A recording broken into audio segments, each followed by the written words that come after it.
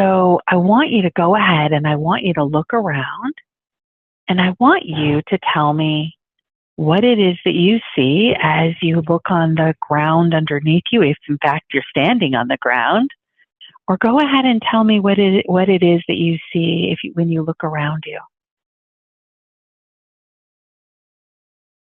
I think I'm in a city,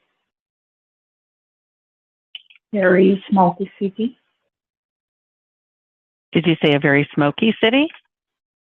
Yes, it's like big buildings with a lot of smoke. Mm. And my feet is barefoot, as if I'm poor.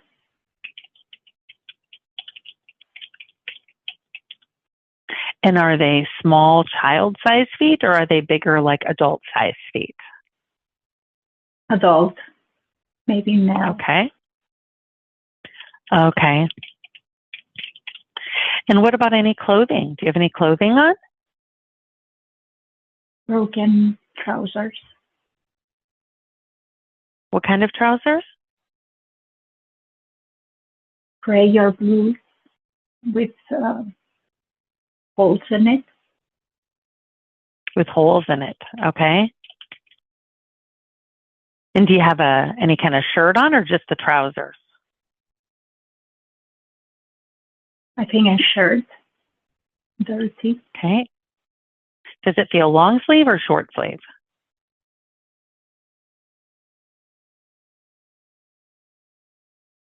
Short sleeve. Okay. Nice. And you said you feel male?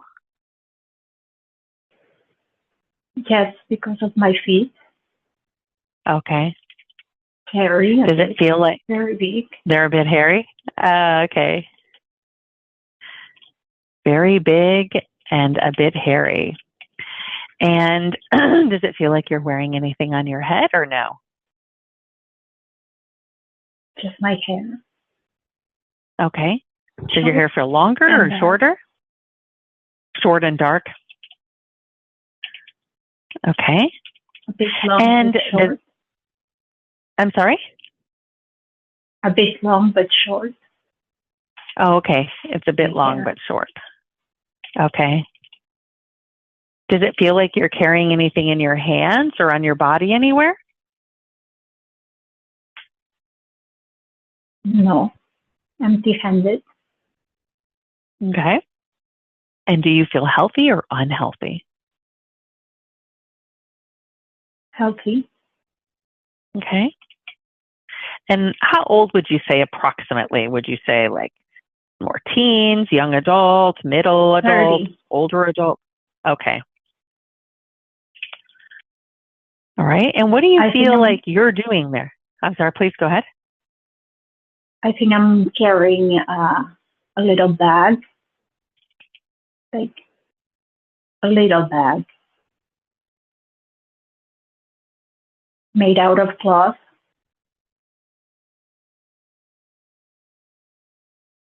To store things in it.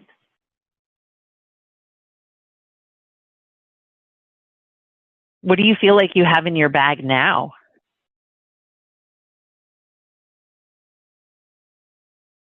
Some food.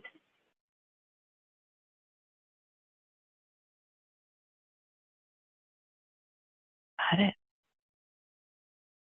And what do you think you're doing there, standing there barefoot with your holy clothes in the middle of that smoky city? What do you feel like you're doing there? Are you going somewhere or what are you doing? I think I'm just walking around.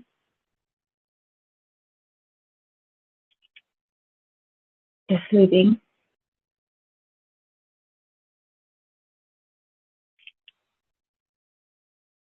Do you feel like you're going anywhere in particular or no?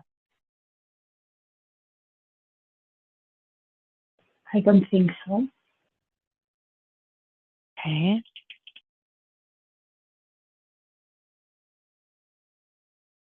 And do you notice a lot of people around? And if so, do you get the impression that those people are maybe kind of on the poorer side like you, or no? Right now, I don't see anyone. I don't think people would want to see me. Why not?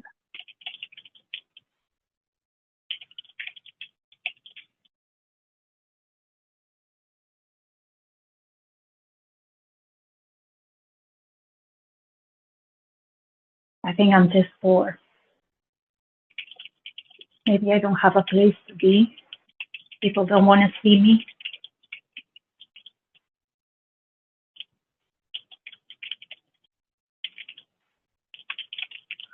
So do you try to stay hidden or out of sight?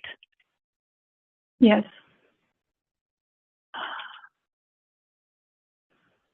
Where do you feel like you sleep at night? On the floor. Any particular floor? Near the trash. Near the trash.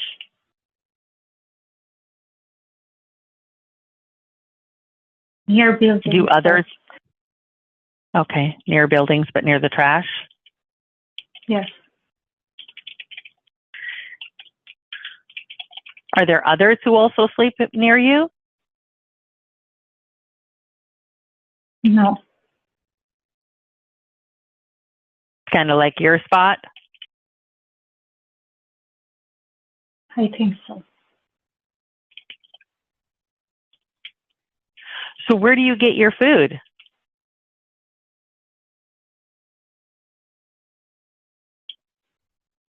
I go through the trash. Maybe people leave food for me.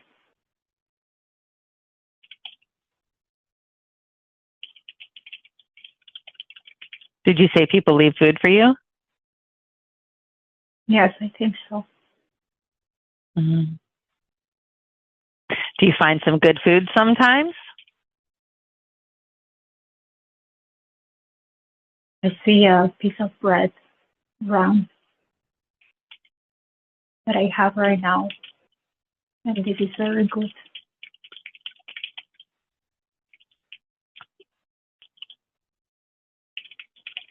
How do you think you ended up on the street? Did you ever have a home?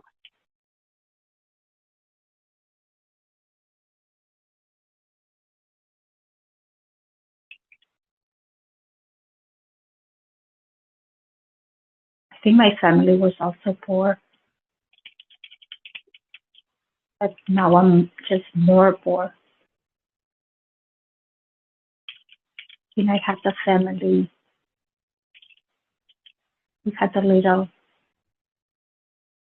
but now I'm alone. Mm.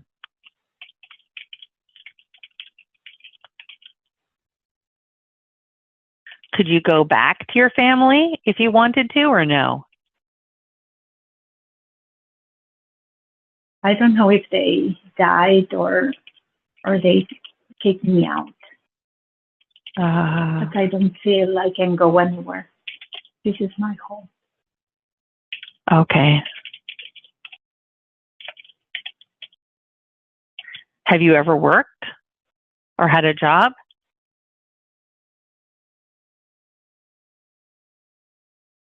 Maybe. Do you work now? Do you have a job now?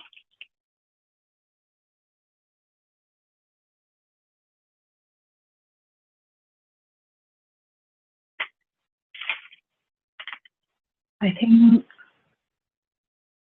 I either quit or they kick me out of my job. Any idea why? I don't think they liked me. Or maybe because I was 30. I feel like I was working at a printer, printing something, newspapers, a factory maybe.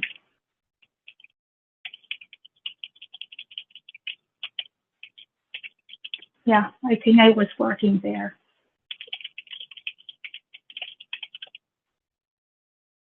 Do you maybe have an odor about you because you're dirty?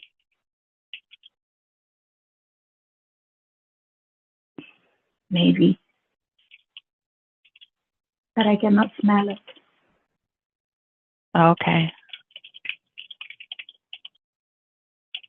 Are you ever able to clean up or take a bath or shower?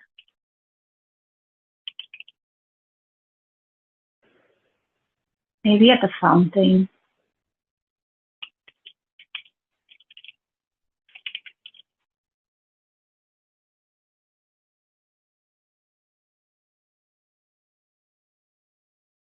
Do you have any blankets or warm clothing?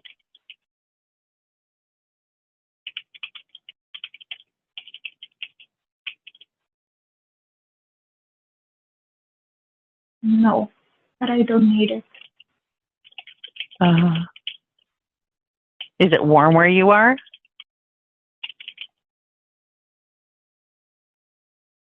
Yes. Very sunny.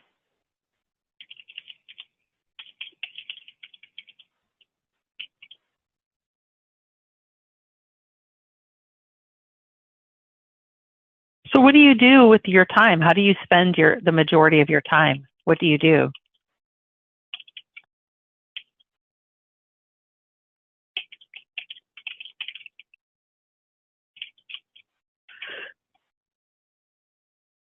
I lay in the sun.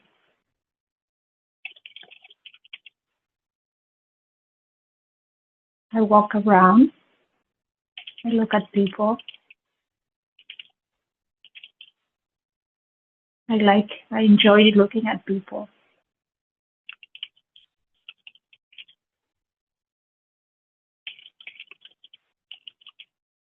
Especially kids playing.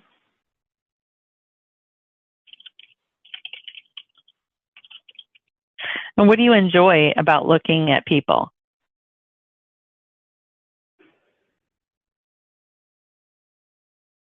I like to imagine having their lives, having fun. Especially the kids have fun. Mm-hmm.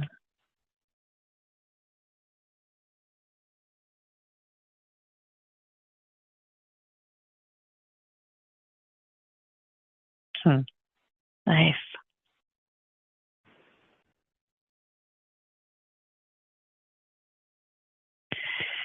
And so how would you describe your life? Would you describe it as satisfying, not satisfying? How would you describe your life? What kind of words would you use?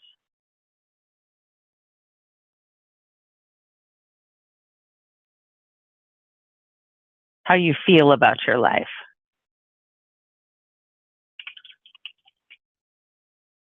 I am not hungry. So my life is fine.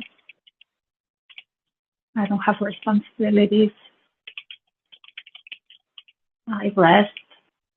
I live the life.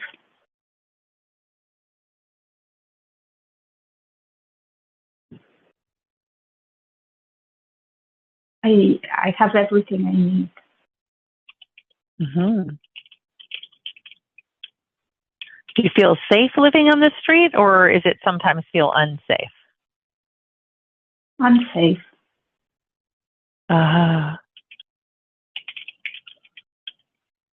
And what makes you feel unsafe? What do you think about? Police can come and take me out, kick me out of my house. The police can, you said? Where I sleep. Yes. I feel that if somebody complains, police will come and they will ask me to go somewhere else.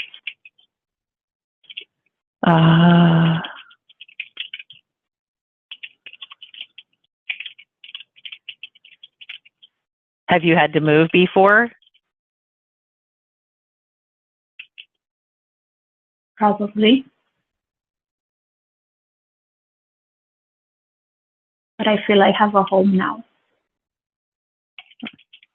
like my place.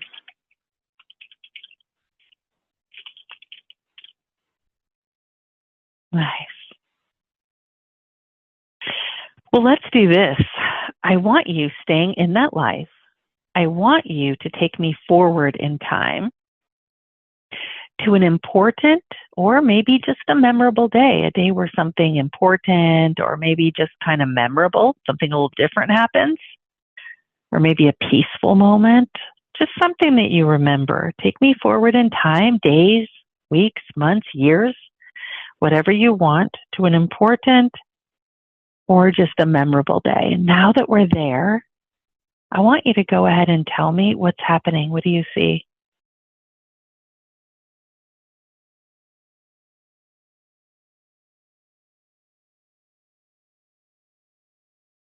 I feel I am old and I have a stick to walk.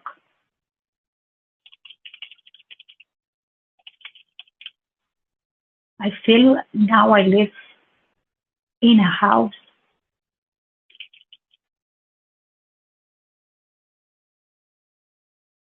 Or somewhere they take care of me.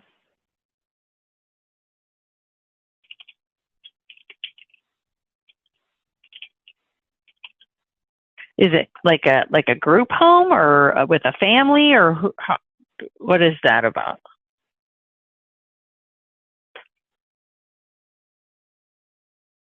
I am dressed nicely now. I'm sorry? My clothing is nice right now. Ah.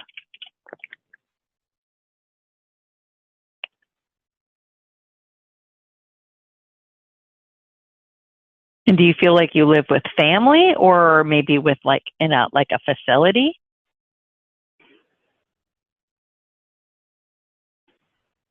I don't know if it's a facility or someone took care of me into their house. I think it's like a nursing home. Oh, okay. Got it. There are other elders with me sitting down. Do you like living here? Yes, it's okay. I think I like the company. Uh-huh.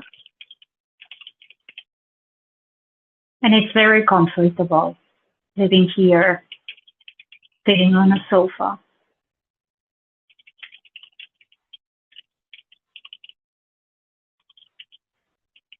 Having people taking care of me,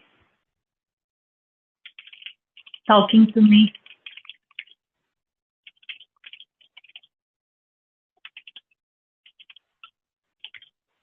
You don't feel as invisible anymore, do you? No.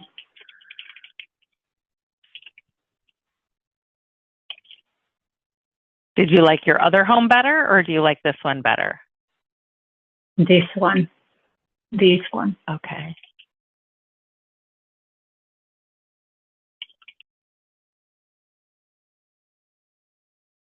How do you think you ended up here? Did you ask if you could live there? Did someone bring you there?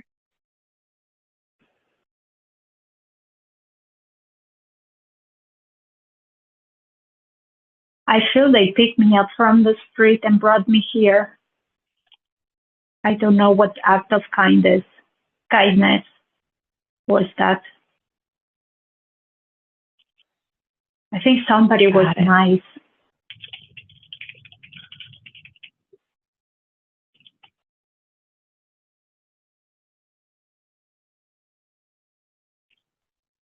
Here I feel like a human being.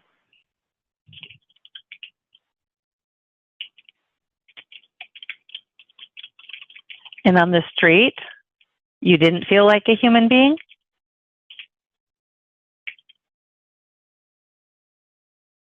I was a human being, but I was considered less of by others, even by myself. Mm.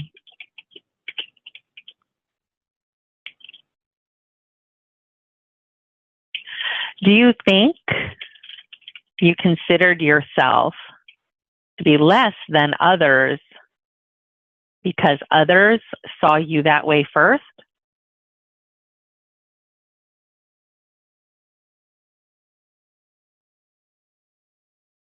I think it was a way I was brought up when I was a kid. We were less of other people.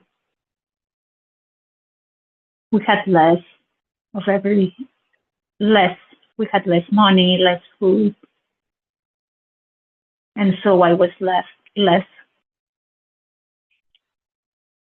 Mm.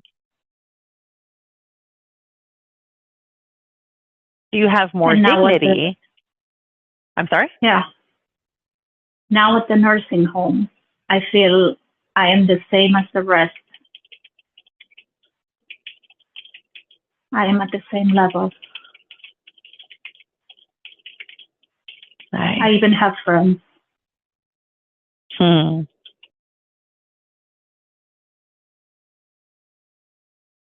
So you're happy now? Yes. But I was also happy alone. Oh, okay. Just living life. That was happiness.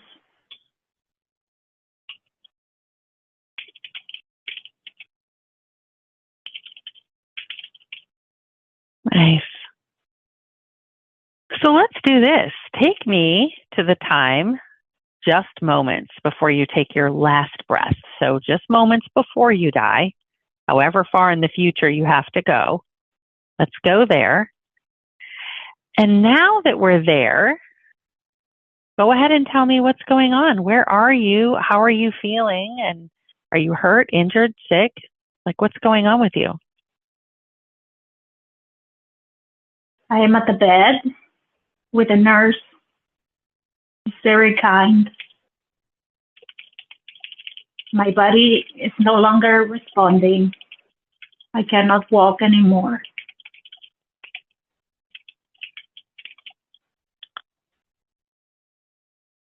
I am just old.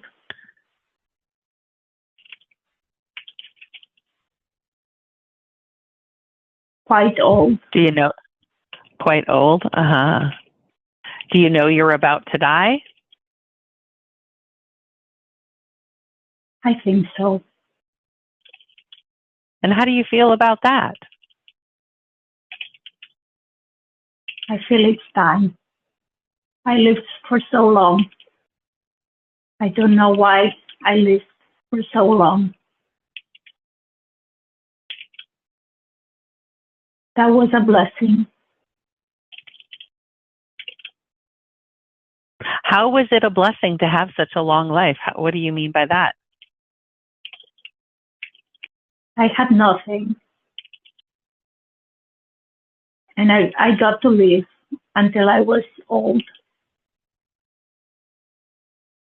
I had to take care of myself. I survived all this time.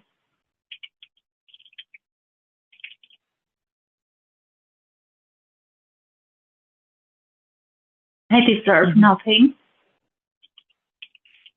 And look where I am now.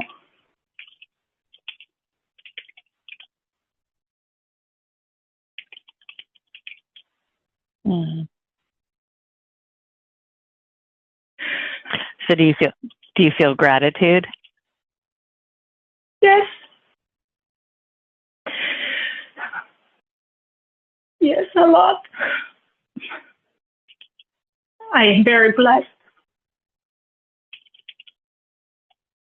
And I had a wonderful life.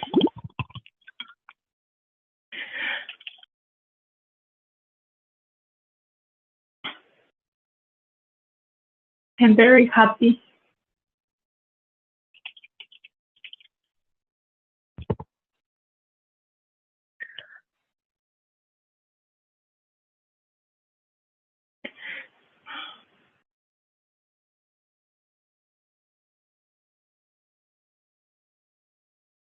Mm-hmm. So now take me to the moment after you have taken your last breath. So now your soul has left your body. And I want you to look down, almost like you're up at the ceiling. Look down at the body in that bed that you just left.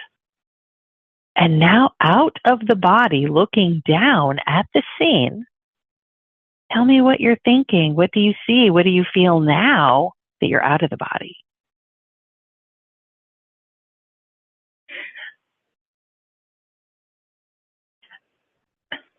I think that I am so handsome and I didn't know. You're so handsome? Yes. I did not know I was so handsome.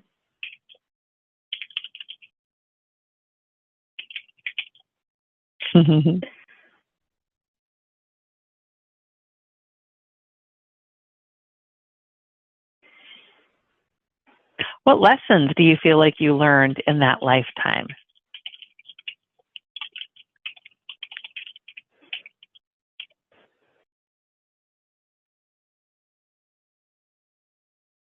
That life is good. There are good people. Good things can happen. That you need to trust that everything will work out. You need to trust.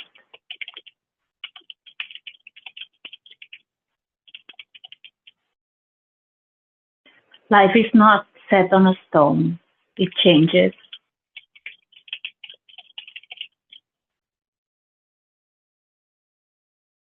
And you can find happiness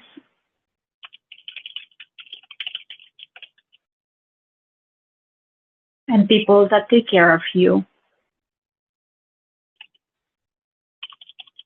and people that love you.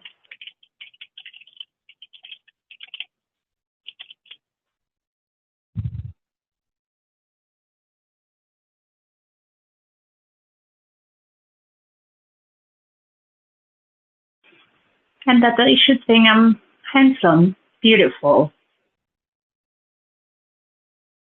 because I am. Mm-hmm.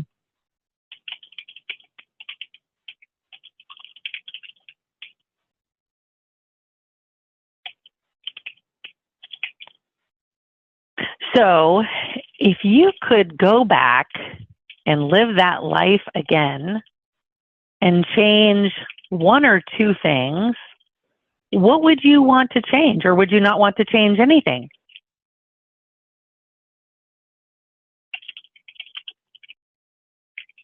I would like to take opportunities, to give opportunities a chance, to try more, to trust that things will work out, to still enjoy life as it is, laying on the sun. Still do it, but try harder to have a better life. Trust that your life can be better.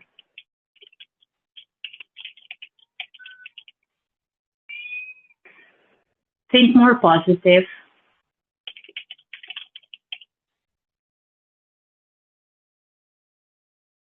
Also love more. What a lot more, I'm sorry? Love more. Love. Ah.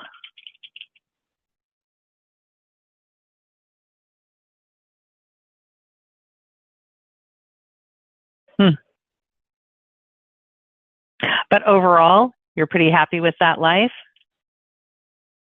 Yes, I really enjoy that life.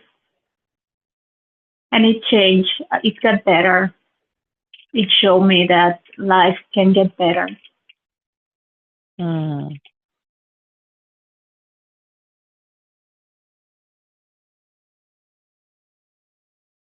Do you think it got better because someone... I'm sorry, go ahead.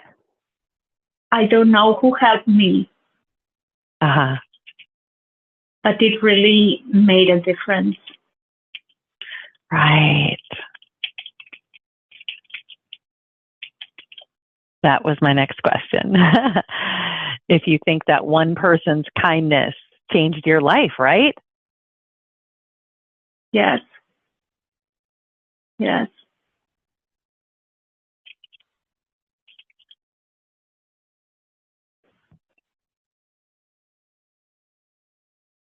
Hmm.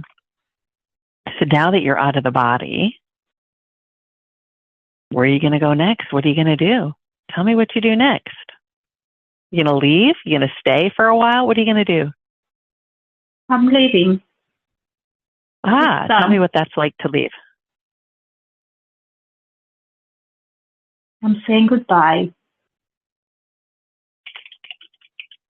I'm just floating away. Up.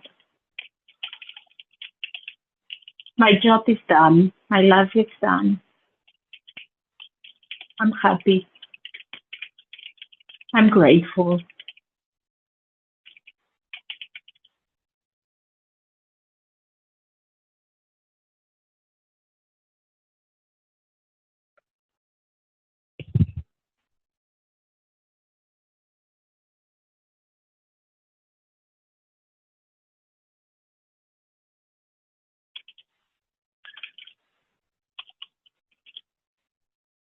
So describe where you go and what you do.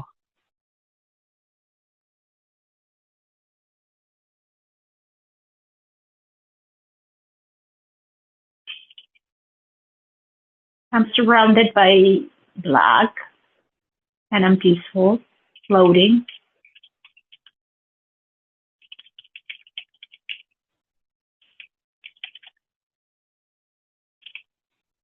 I'm just floating.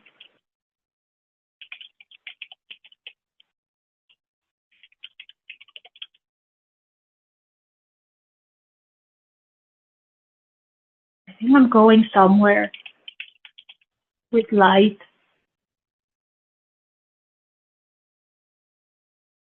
like a floating piece of land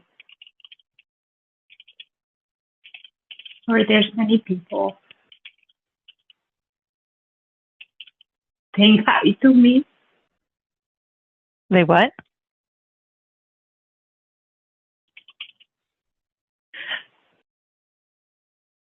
They are saying hi.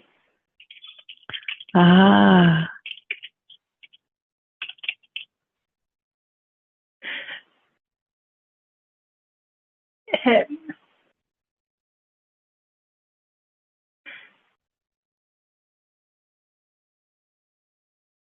And does it feel good to be there? Is that why you're crying?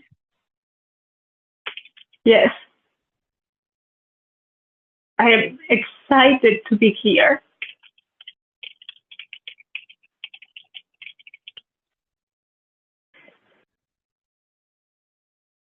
What's exciting about being there? Being with them, the energy of this place. No, it's their energy that I'm excited about. They are the energy. Mm.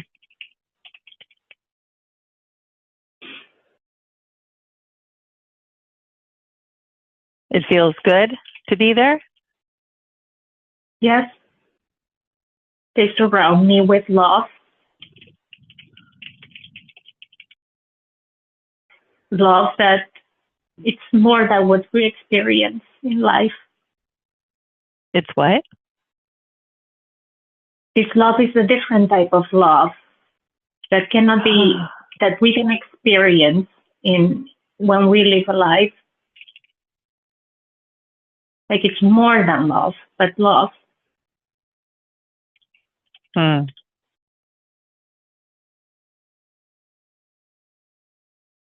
It's also belonging, a feeling of belonging.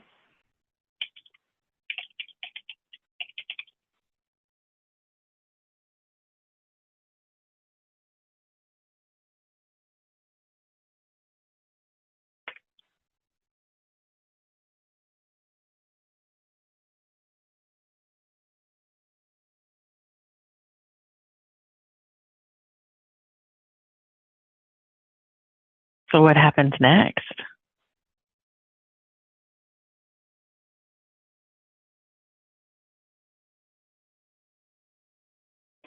I feel that my body is surrounded by love and belonging.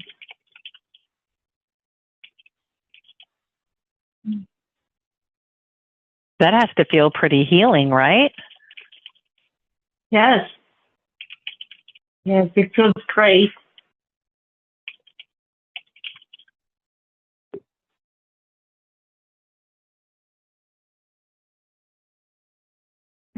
I think my spirit guides are here as well.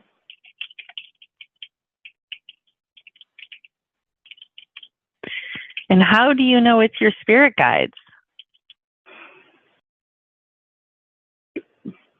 They look like the 3 kings or 4 kings. I don't know.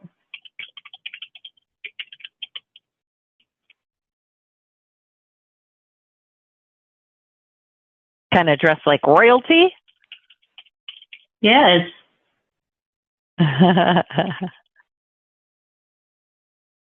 With crowns.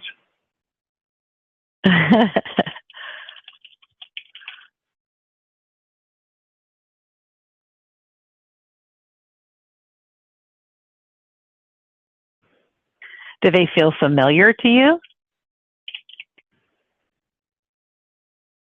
Like you know them?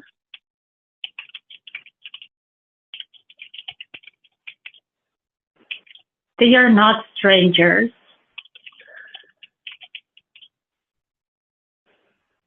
But it feels like we've been apart from some time.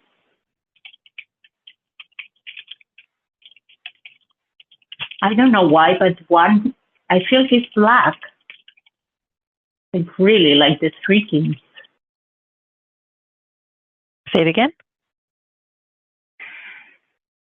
I think one is the skin. It's shown as black, as the black king. Oh, okay.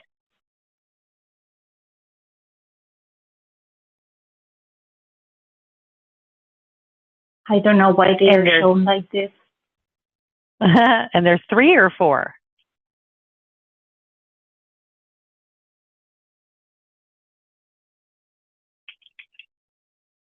I see 3, and then a light behind them. And I don't know. Okay. What is that light? Is an Can angel? you ask one of those? Can you ask one of the kings, what is that light?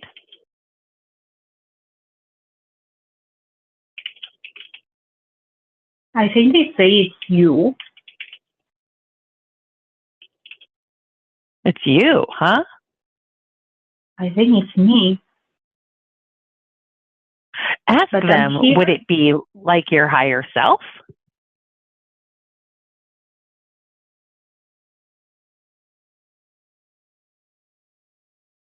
Maybe. They say maybe. Ah. Maybe a part of me.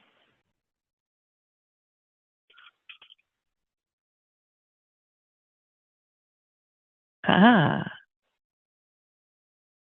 Interesting. So you have the 3 kings and then that other part of you, that light. Yes.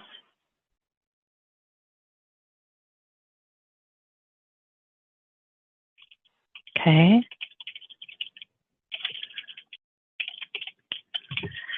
So what happens next?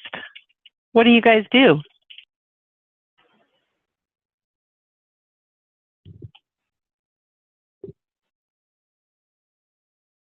We are walking. Talking.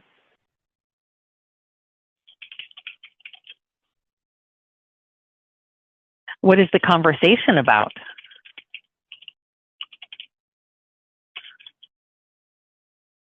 We're talking about the life I just had. Ah. What do they think about that life?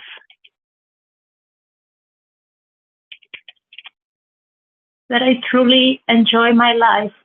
that I did everything I wanted. I enjoy life. I was playing as much as I wanted. But I had so much fun. But I had so much what? So enjoyment. So much fun. Ah, okay.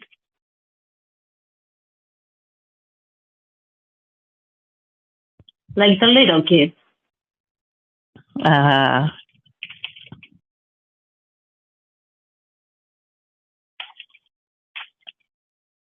They say I had no difficulties in that life. Everything was smooth.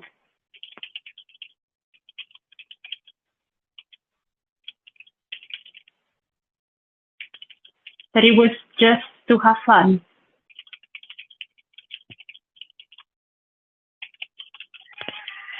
As a human today, one might say that it would be awful to live as a homeless person on the street. But yet you found it fun and enjoyable. Why do you think the difference in perspective in how you felt about that life and how someone today might feel about living as a homeless person?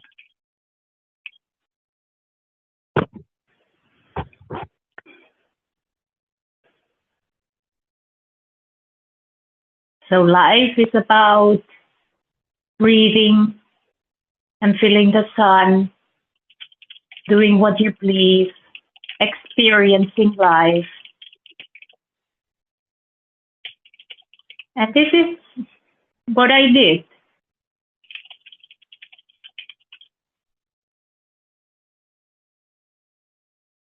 They were protecting me, making sure I would have everything that I needed.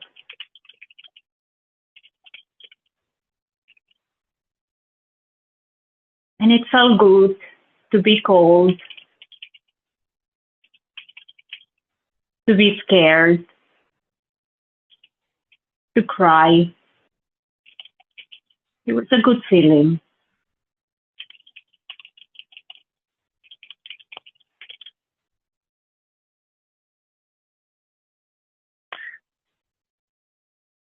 Why do you describe those as being good feelings?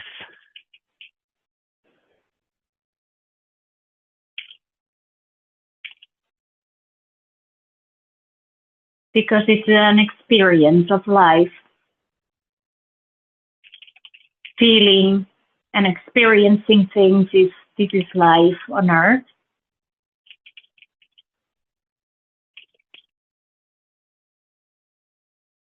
And I really enjoy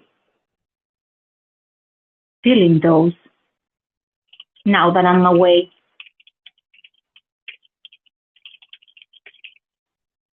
Now that you're out of the body? Yes. Did you enjoy them, those feelings, when you were in the body? Absolutely not.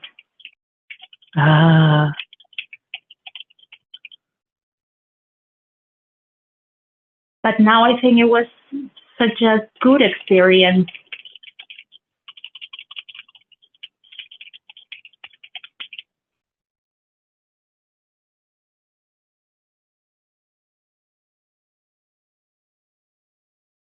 How do you feel like that life helped you in your overall soul growth?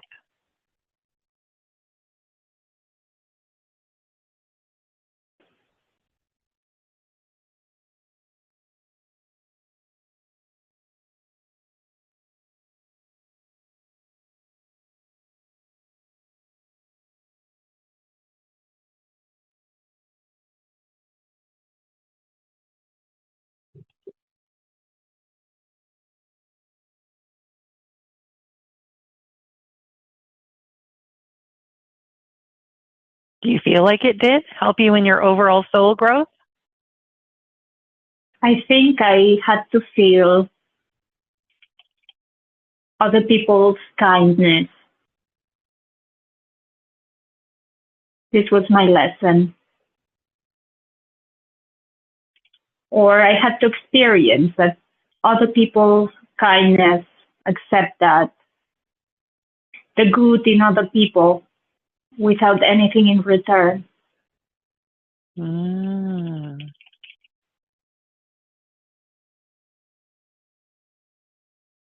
Yes. Yes. I'm getting emotional just thinking about this. Acts of kindness, giving without anything in return.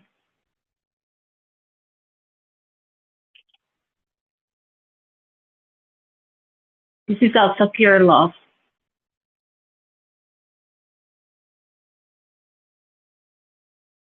So someone else got to give pure love and you got to receive it? Yes.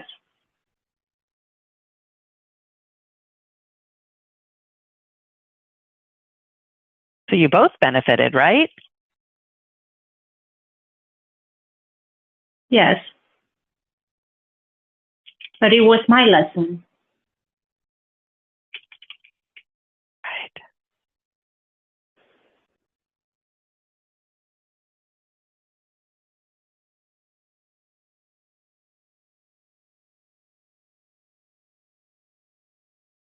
And your guides think you did a great job?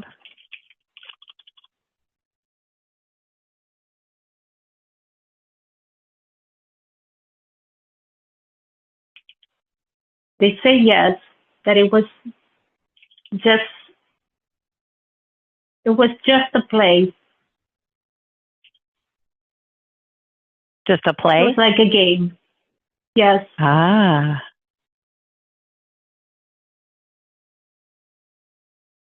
It felt real though, didn't it? It was real. Mm-hmm. Yes.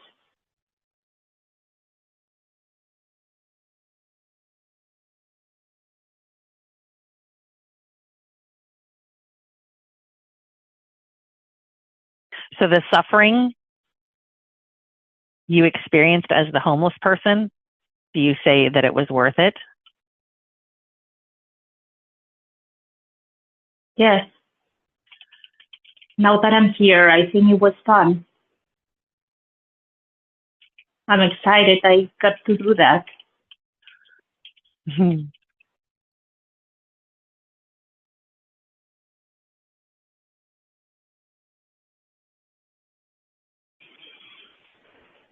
What else do your guides have to say, or that being of light that's you?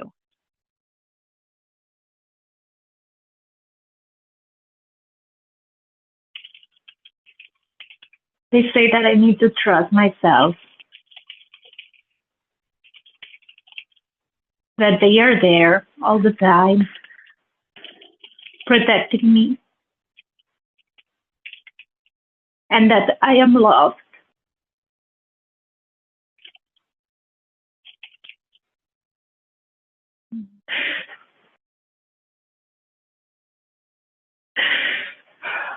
And are you crying because you can feel that love? Yes.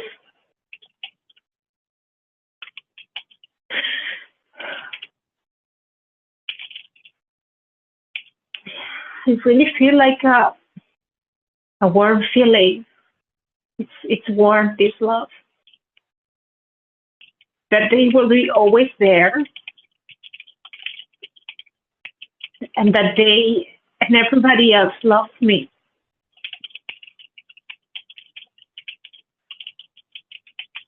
Mm. Everyone, everybody.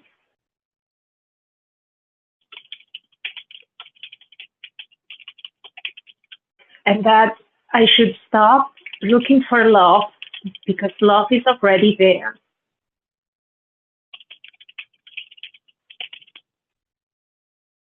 Even if people don't act like they love you, they still love you? Yes, deep down.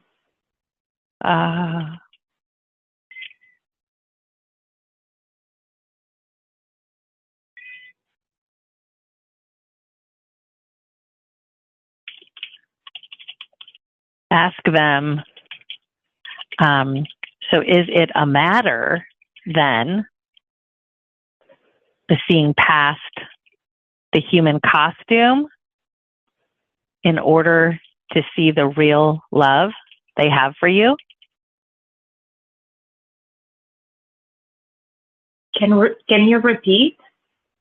Yeah, ask your guides. So is it a matter then of seeing past the human costume in order to see the real love that others have for you?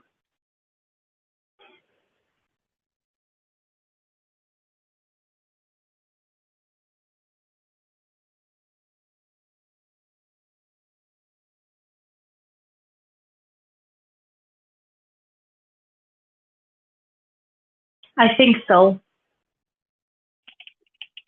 When we are here, everybody loves me. Everybody, we love each other.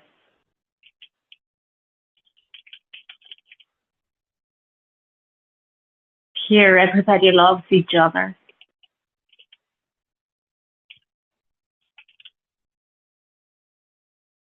But it's not like And that on even Earth? I'm sorry? And Yes, even if what? correct. Even if on Earth we don't love each other, we will in this place we love each other.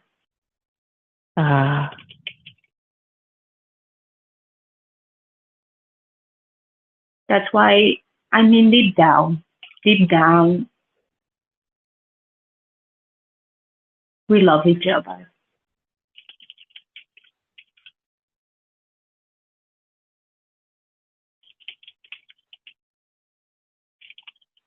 Would it make life easier for people on Earth if they could remember that deep down everyone loves them?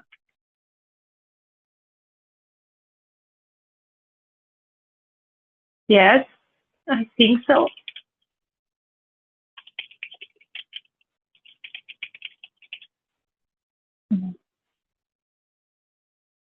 We should not be mean towards each other because we love deep down. We are all friends. Hmm.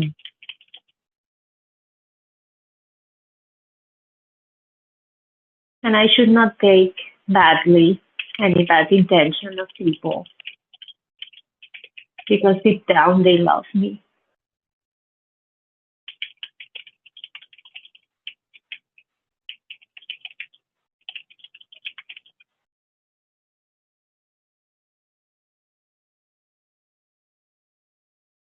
Hmm. Everything is for my greater good.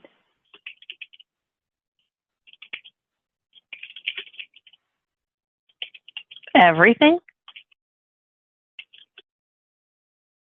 Absolutely everything.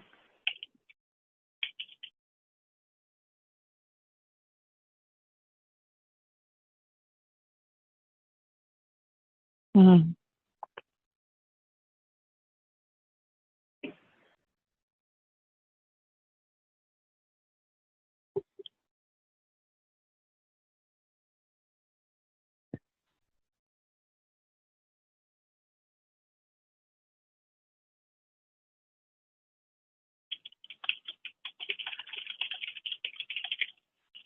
Got it.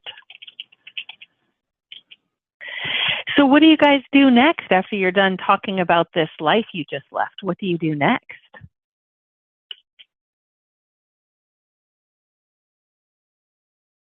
I hugged them and I told them I love them.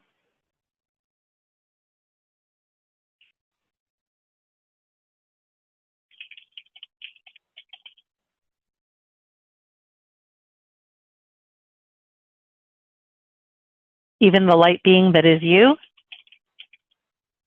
No, it's on the side, looking.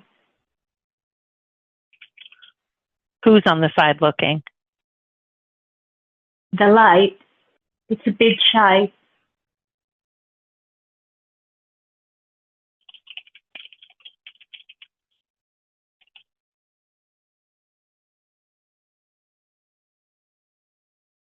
Hmm. Do they leave you then, or do you all go someplace else? They tell me if I want to go back. Let's go back if you want to.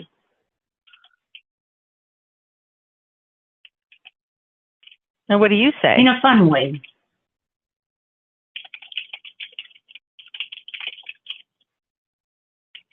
What do you say? I would be ready. I would be ready. It's really fun. Earth is fun? Yes. Do you always think it's fun when you're there, or do you have to wait to get to the other side to realize how fun it was?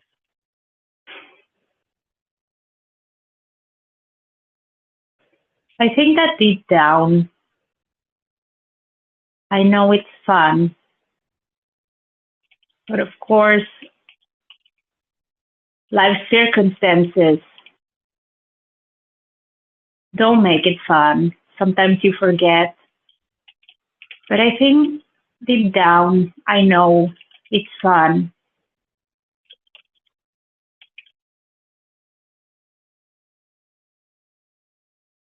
Hmm.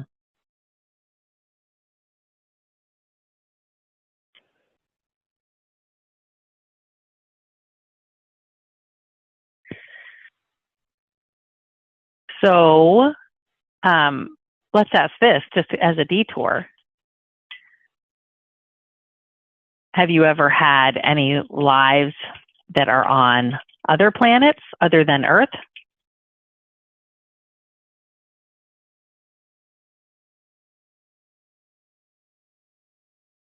Probably.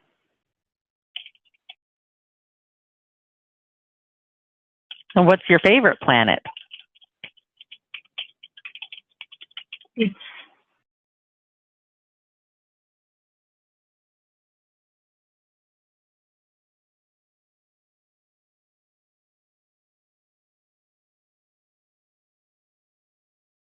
to space, my favorite planet. Say it again? And then just being in space, that would be my favorite place.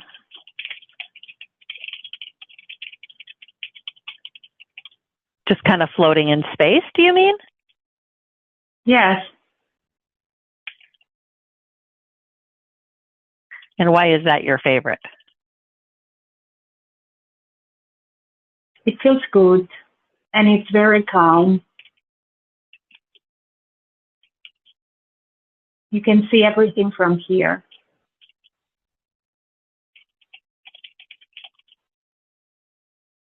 It's also a recovery place.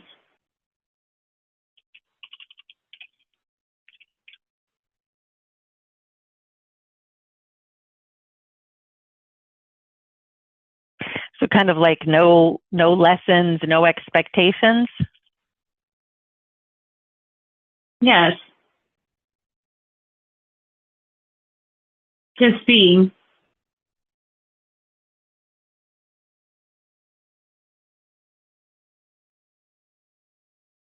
Hmm.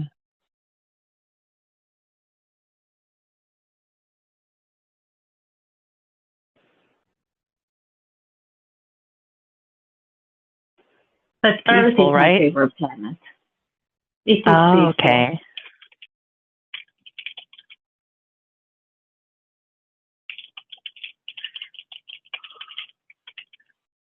But when you incarnate, you prefer to go to Earth? Yes.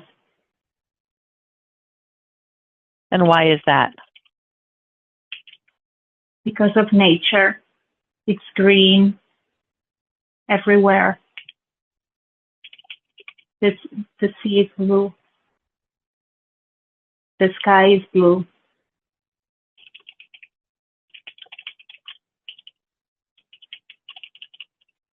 I think the green attracts me. Mm-hmm.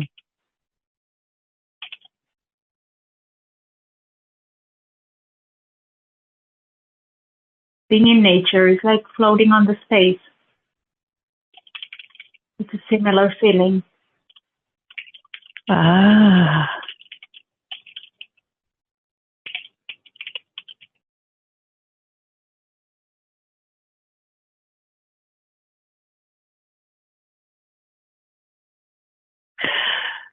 So, do you all go plan your next life together, or how do the details get worked out for the next life?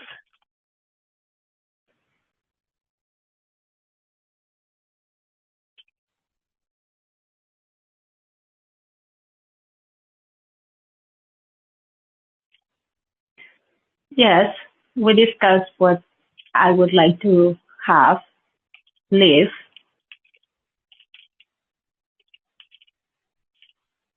But it's open. I can choose anything.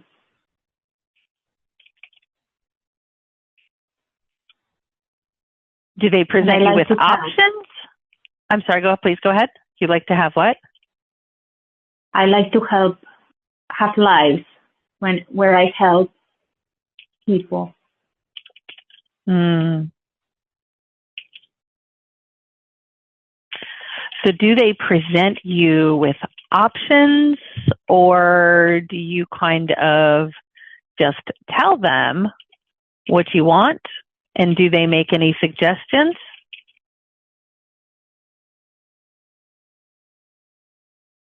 We chit chat like best friends, casually.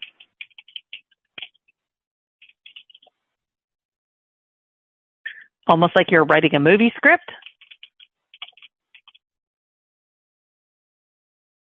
You plan together? I feel like we are together as a group of friends, as in a circle. And we just discuss. We make fun of each other. We design funny lives. We just decide. And it's very fun, nothing serious.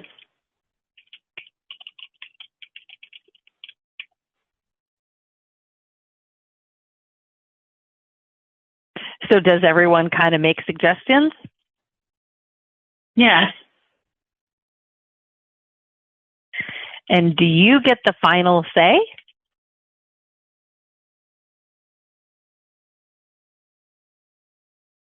Like if you didn't like an idea, could you say no?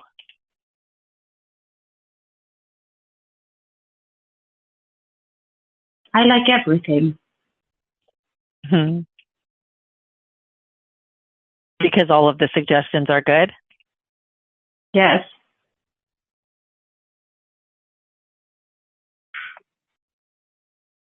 We are like making jokes, saying funny lives, but everything seems good. All lives are good.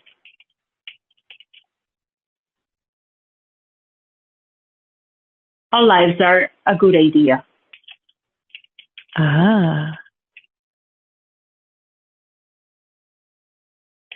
How do you choose the other souls that will participate in that next life with you? Do they join you in the planning session, or how do you choose them?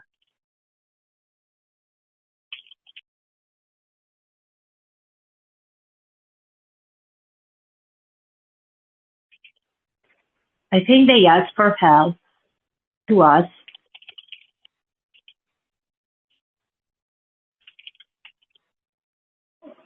Or people that I already know.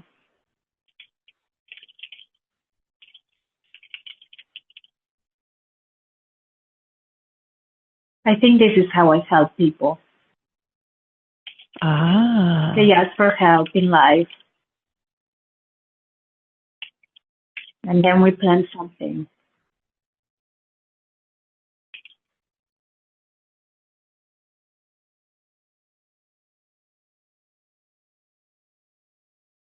Does that include the souls that you choose for your parents?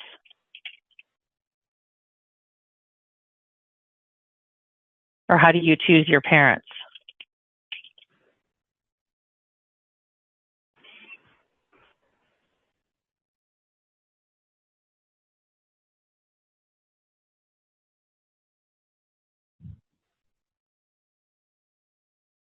feel like this is not important. What's important is how I help the other people. Ah.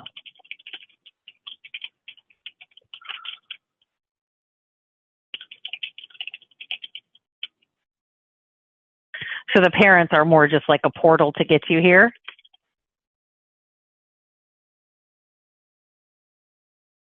Sometimes.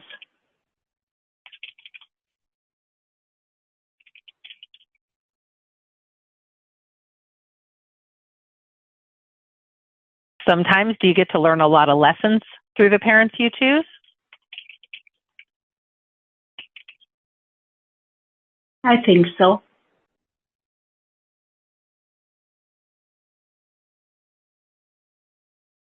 Mm.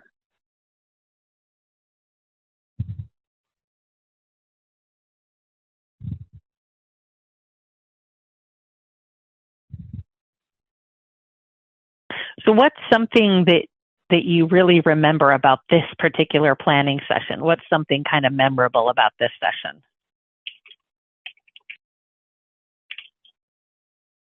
About my next life or about this session? About planning the session, about planning the next life. Was there anything kind of memorable when you guys were sitting there planning the next life that kind of sticks out in your mind? The feeling that we are buddies and we are making jokes while planning. We are having fun planning. This is what sticks out of it, that we are actually buddies, friends. Mm.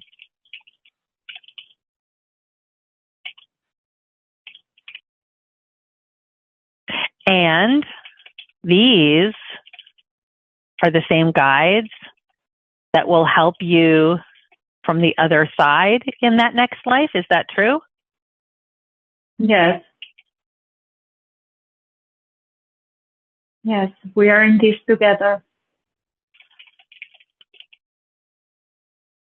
And what do they get out of helping you? Like, what's the benefit for them?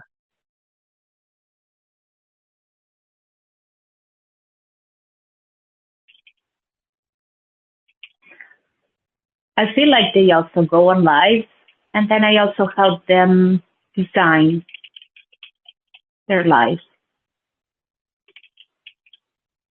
I think we design their. I feel go ahead. You think we what? We take turns. I feel we take turns from time to time. So sometimes, would you act as one of their spirit guides? I think so. Ah.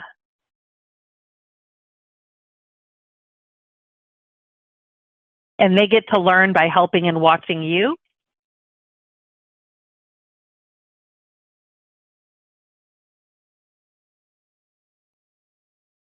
Yes.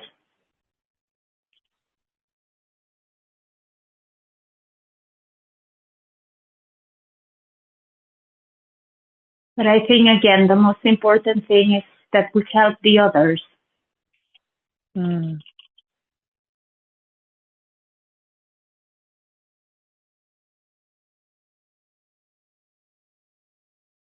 Just like that person in that homeless life helped you?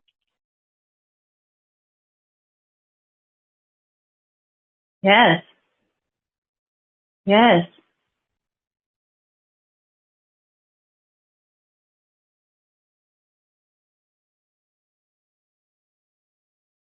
Mm.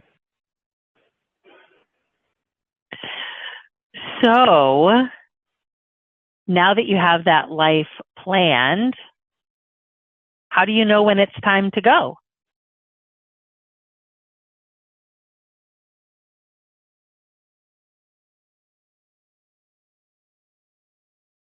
We just go.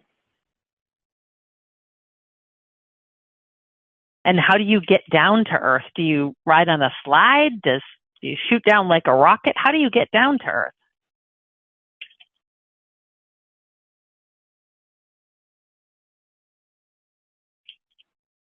I jump, and I think they come with me and just deliver me here. Ah.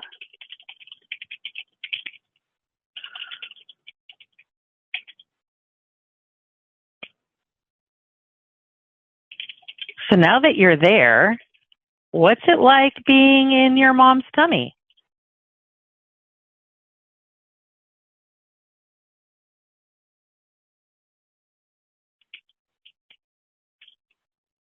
Very warm.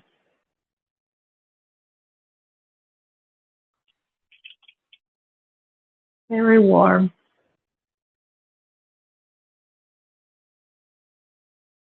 Does it feel like you have enough room in the womb? No, it's very tight. Do you wish you had more room?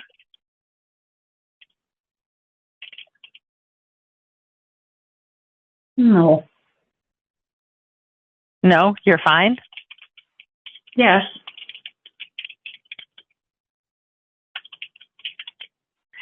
And what kinds of feelings or thoughts are you picking up from mom or others outside?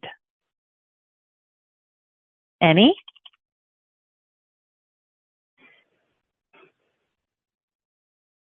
Love from mom. Like she will touch her belly. She what? She will touch her belly. Can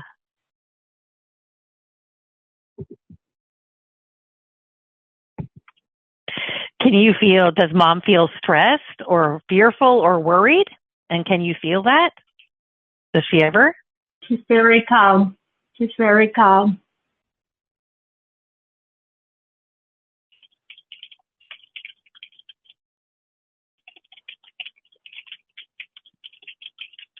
Does that help you to also be calm?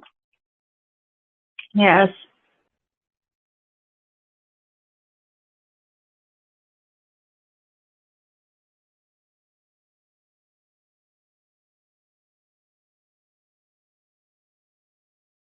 Nice. What kind of thoughts or feelings are you having while you wait to be born?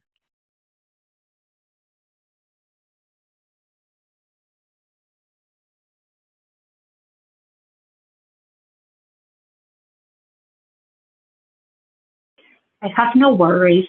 I'm excited to get out, but it feels good inside as well. Mm.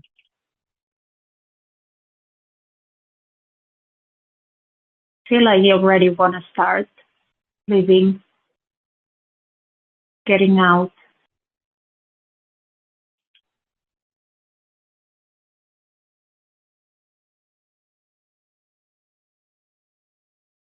And when you are being born and going down the birth canal, how does that feel? Is it uncomfortable? It's very uncomfortable and tighter.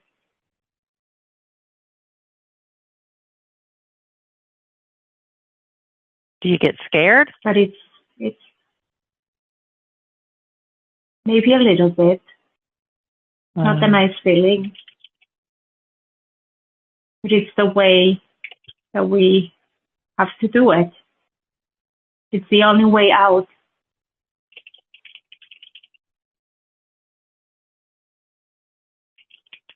Does everything go all right with getting out?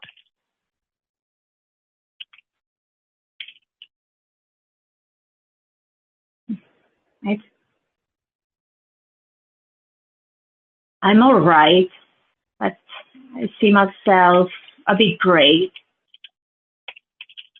But I think I'm alive. But you're alive? Yes, I'm alive and crying.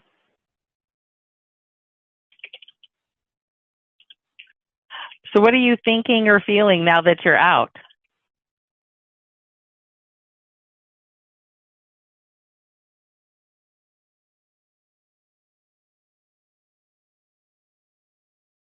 It feels good to cry, feel the cold, feel uncomfortable.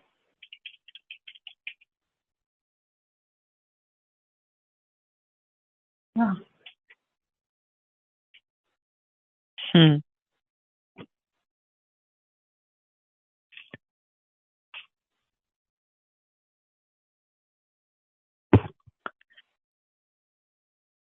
And what kind of feelings do you get from mom?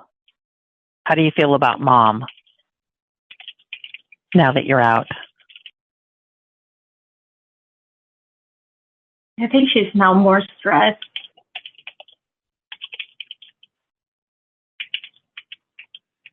She's no longer stressed? She is stressed now. She is stressed. It's not as calm. And do you feel her stress? Yeah. I am not sure if she wants me now. And how does that make you feel? I am with Dad.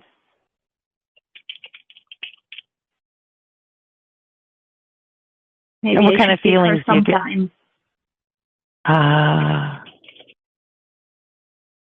What kind of feelings do you get from Dad? That I'm protected. He also loves me.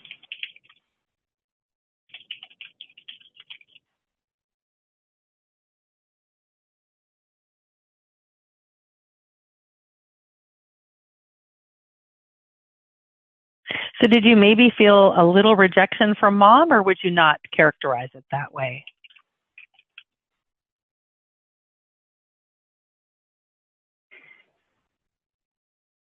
I think something is wrong with her. Postpartum depression, or she's bleeding. Something. Or she's what? Bleeding.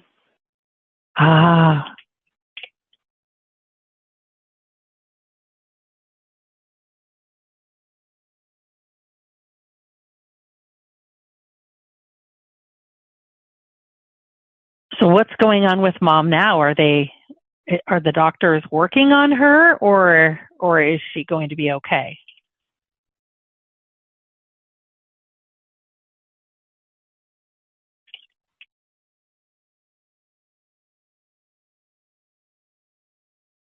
I think she will be fine.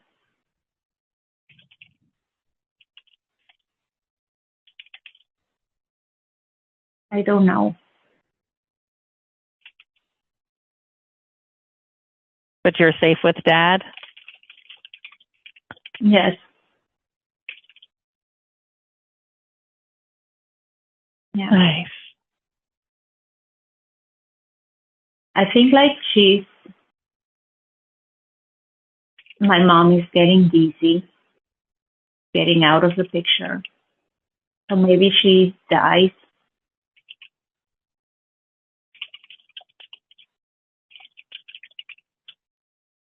You think she may have died there? Yes. Mm-hmm.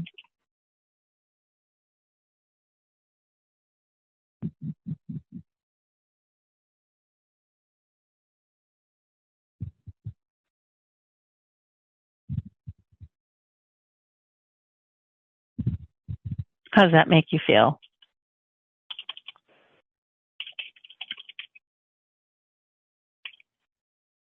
Maybe it was my fault.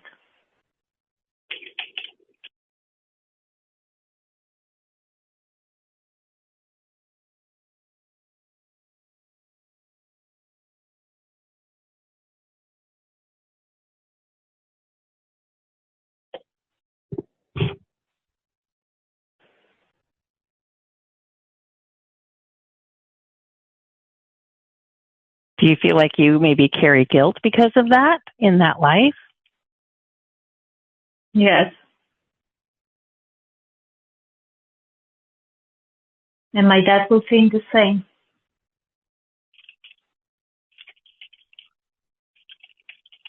Maybe he That's will what blame you me. believe? Yes.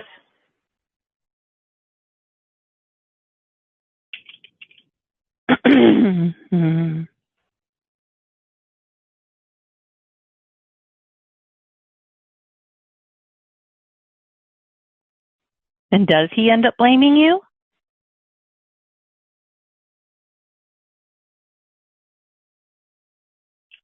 He tries not to, but I think deep down he does.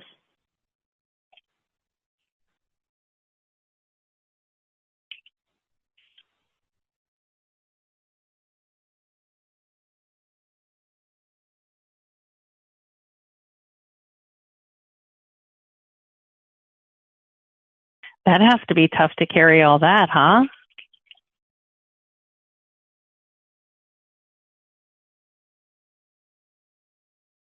Well, it is as it is. Mm.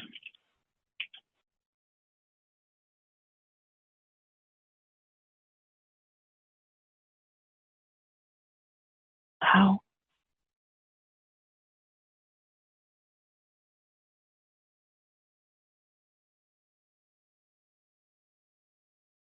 I want to go ahead and I want to leave that scene. And I want to go back up to that non-physical place, that spirit realm that you were. So I want you to feel yourself just drifting and floating out of that life and going back to that place, up with your guides, back up there. We've got a meeting room that's been set up. We're going to go meet with your spirit team again. We're going to ask some questions about life as Maria. Ask questions. So do I also have permission to ask questions of Maria's higher self? Yes. Nice. And nice and loud with the voice. What message does Maria's higher self want to share with her before we begin asking any questions?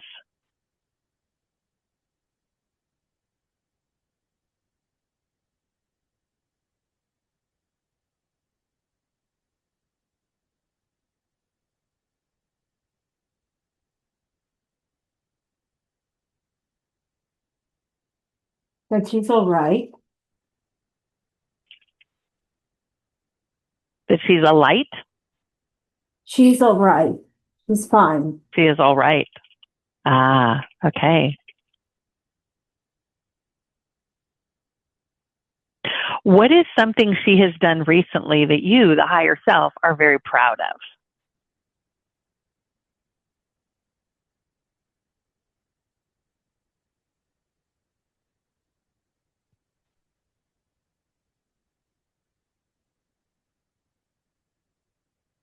She goes through all obstacles.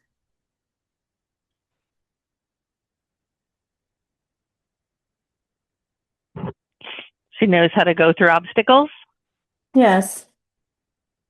Mm-hmm. Nice. What's something simple she can do every day to feel more connected to you?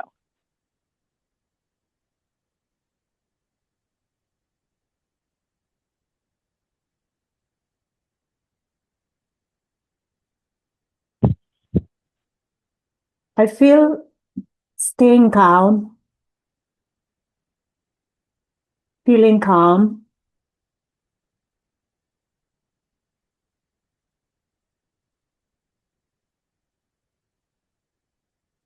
That will help her be more connected to you? Yes. Anything else she can do?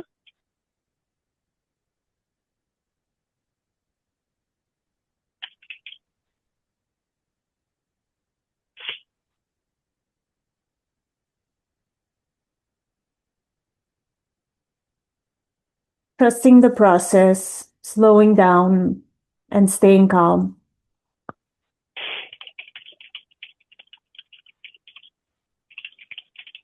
Nice. What was the reason that you just showed her that past life that you just did, or that other life as the homeless person? What was the reason you showed her that life?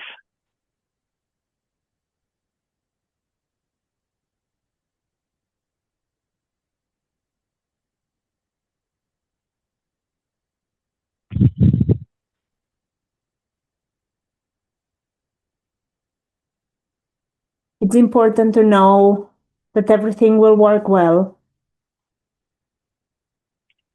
and that the universe is about love.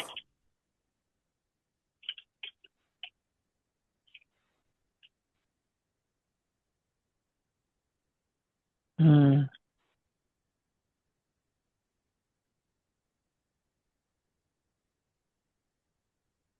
Nice. And that she will She said always she does. I'm sorry, and that she will always what? be protected. Ah. Even if she dies, she's still protected? Yes.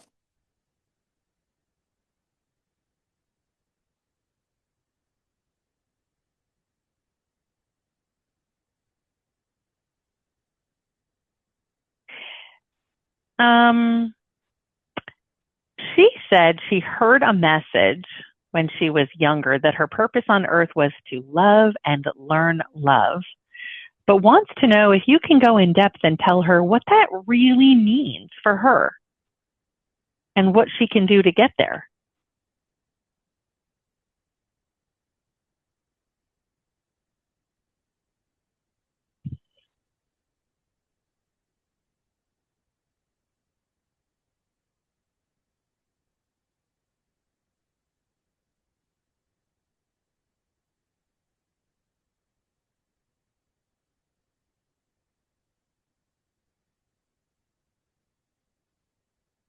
I feel like she should be acting on love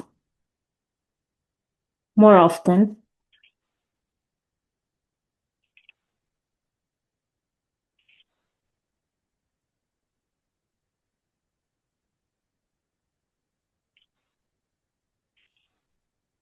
To give and receive love.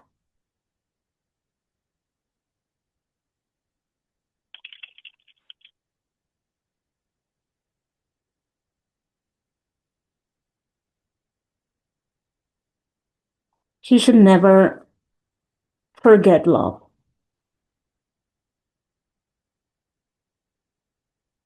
So, can you give me an example of how she should act with love more often?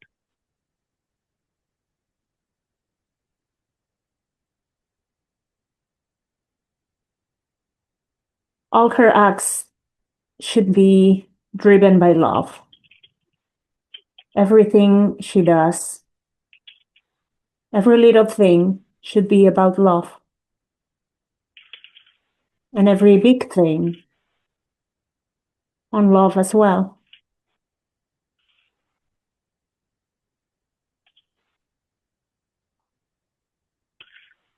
Love for others only, or for herself too? Especially for herself, because she has forgotten this a bit.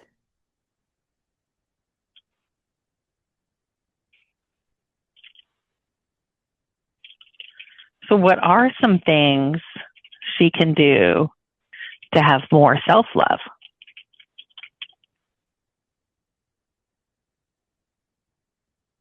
She needs to do things that she enjoys.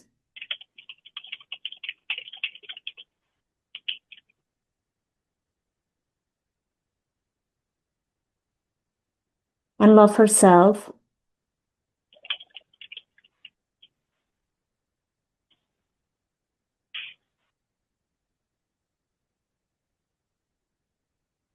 And what are some other ways she can show love to herself?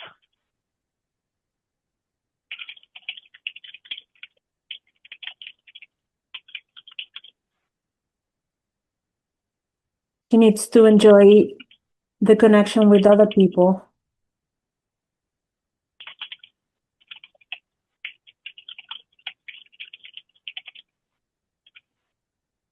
there is some kind of reflection when connecting with others, giving and receiving.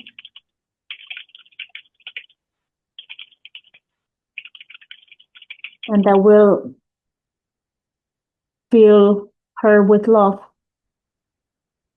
Mm.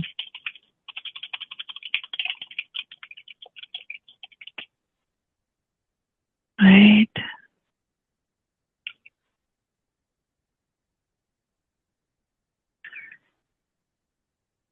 For what purpose did she incarnate on Earth? Was it just to learn love, or was there more that she wanted from this experience as Maria?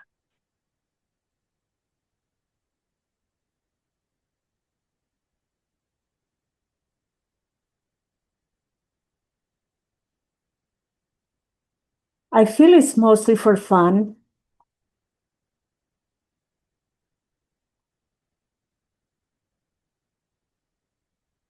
And for the experience.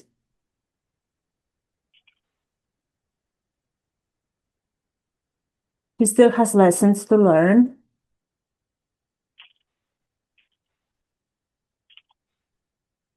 And what would those lessons be that she has yet to learn?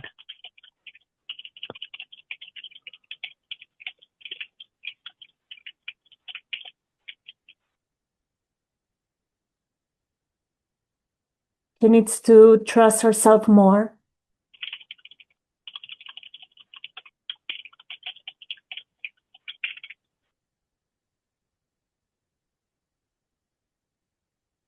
And give without expectation.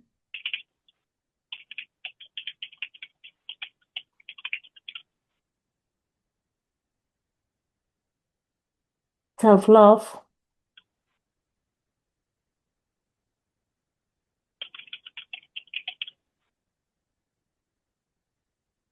Did you say have love or self-love?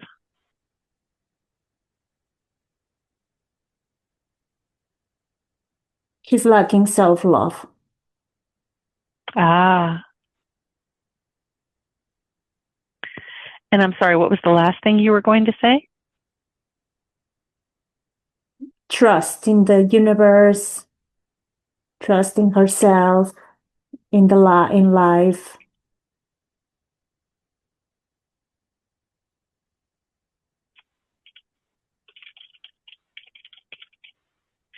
What is it in her that needs to be healed or changed in order for her to be able to fully trust in the universe?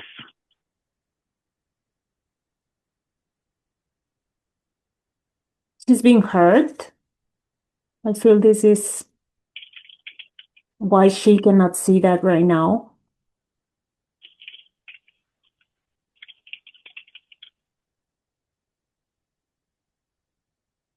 Some life constructs she has.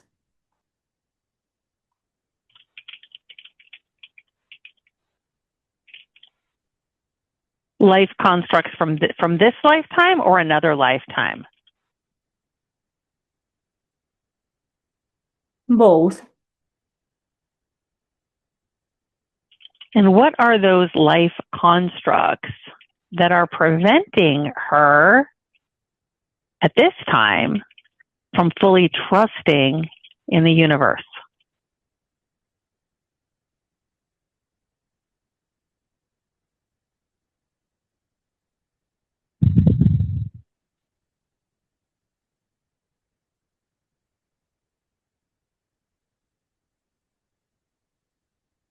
I feel like she's been abused and now she's not trusting.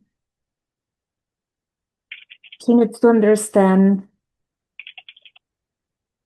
that this was fake. It was not an abuse. It was just something that happened.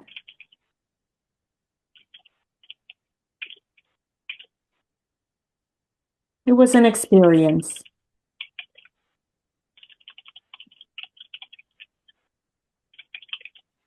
And this does not have to be repeated.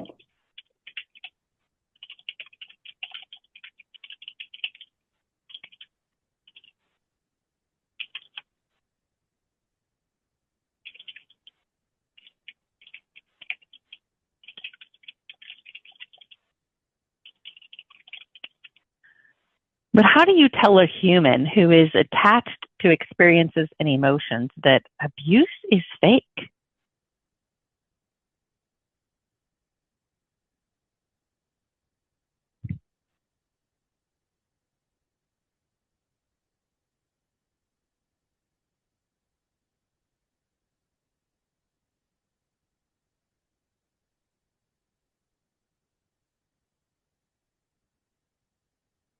Remembering that we are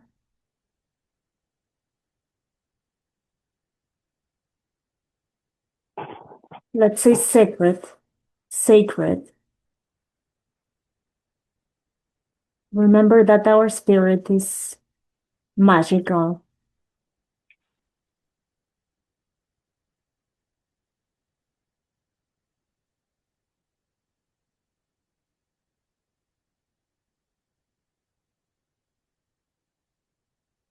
Trust more in this magic. That things can be different.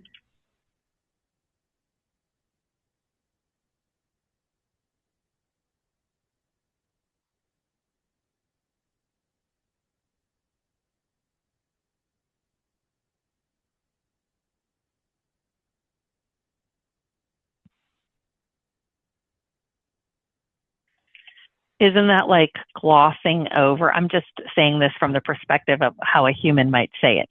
Isn't that like glossing over the abuse and not seeing how serious it was?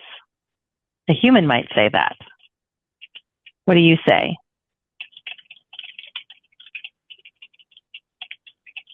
Maybe. But this would just be a human thinking. But this what? This would be a human thinking that. Are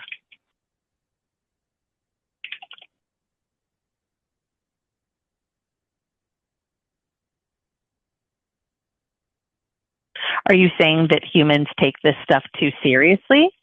Yes.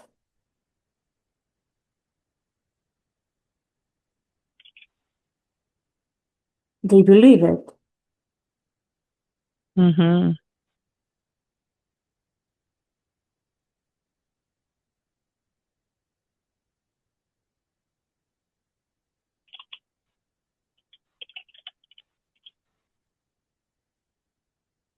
They believe something that's not really real?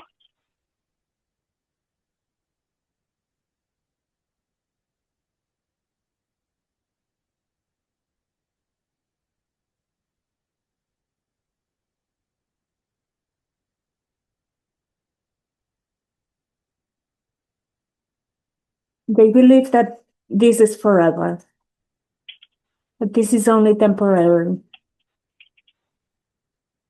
And in the spirit world, they are safe. There is nothing to harm them.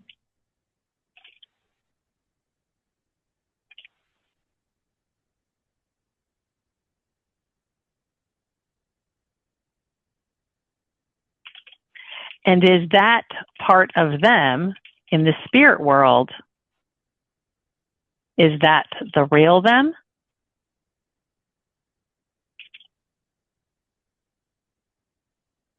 I feel there's more, but yes. What do you mean there's more? What is the more?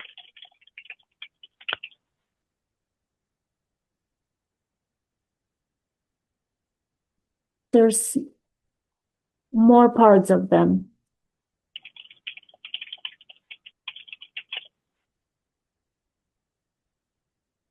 Are all those other parts safe? Yes.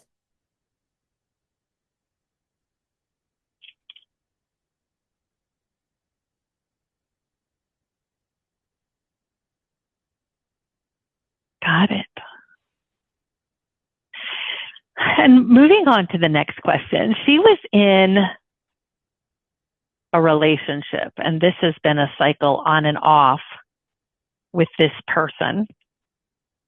And Maria gets bored in the relationship. She stops loving. She'd like to be alone. But then after some time apart, she feels like she wants that other woman again. This has been going on for 5 years, she said. And that the other woman goes through the same cycle. Right now, they're not together, but she's afraid this cycle will continue. She says, because it's just this looping cycle, it feels kind of toxic. They've broken up so many times. And when Maria journals, it's the same feelings and words that she wrote a year ago. So what's going on there? She wants to know how she can get out of this cycle. What can you tell her? She needs to learn the give and take.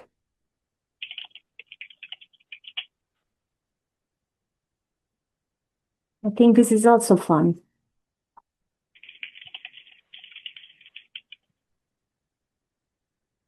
What, the relationship is fun or the learning to give and take? Both. The relationship is fun. Ah. I feel she's taking it very seriously. And it's just a game.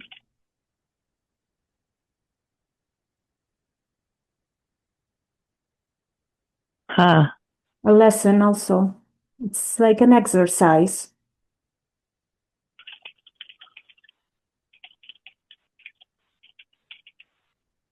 So what is the lesson in it for her?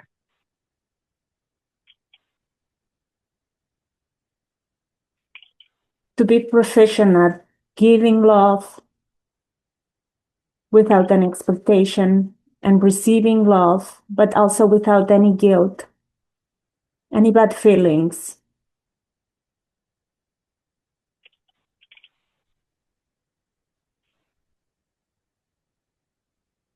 So to be proficient at giving love without an expectation and receiving love without guilt or any bad feelings? Yes. Got it. Does she have more to learn with that? A lot more. Ah.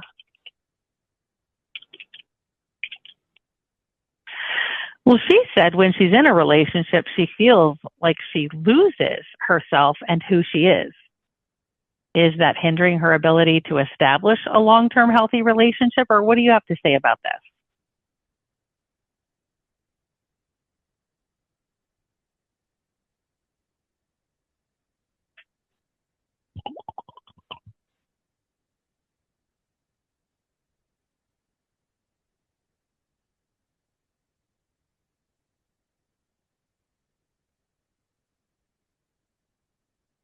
I think this is bullshit.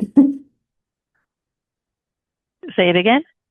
I think this is not true. I don't think it's true.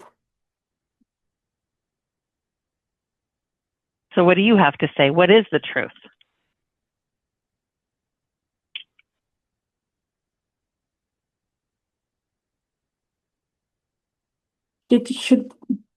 She can stay calm, have moments of peace for herself, to settle down. But she's not losing herself.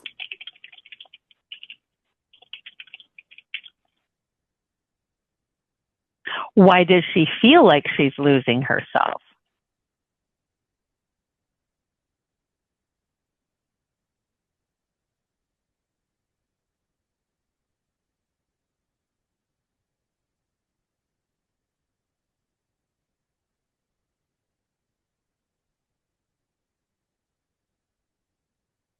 She's not strong enough yet.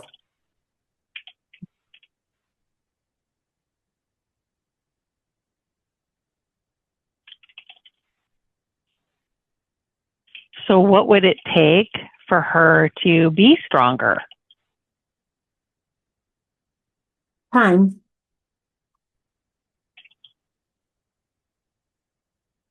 And what's going to happen in that time? What is going to change?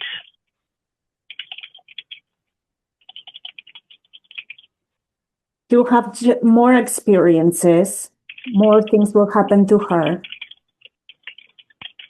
She will have time to process those and get stronger, have a clarity of what she wants, who she is.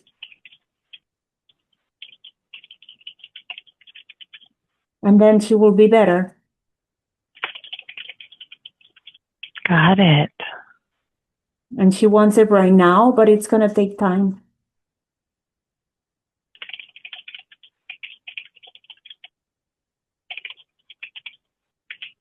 Time, because more experiences will happen in that time? Yes. Okay. But she needs time to process everything as well. Got it.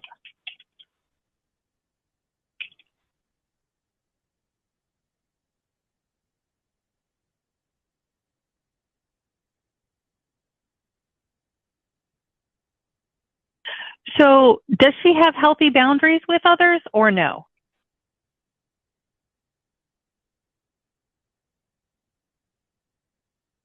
No.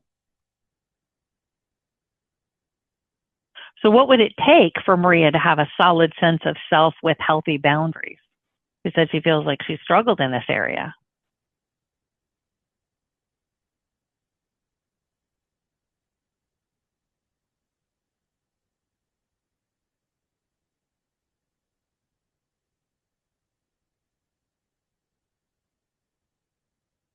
Everything we said, with time, with experiences.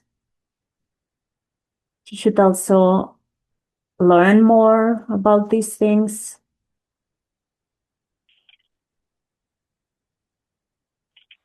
She should make an effort.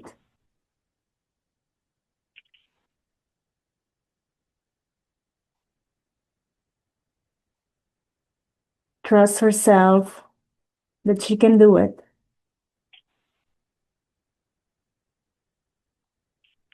Make an effort for what?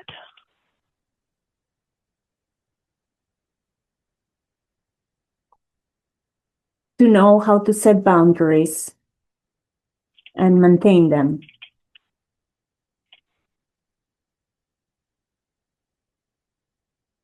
So what does it look like for her to set healthy boundaries? Can you give me an example?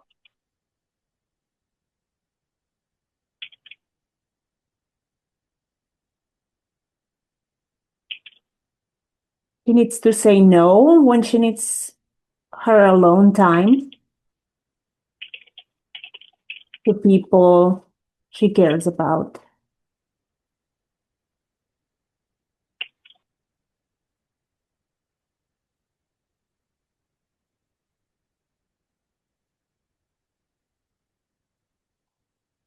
What's another example?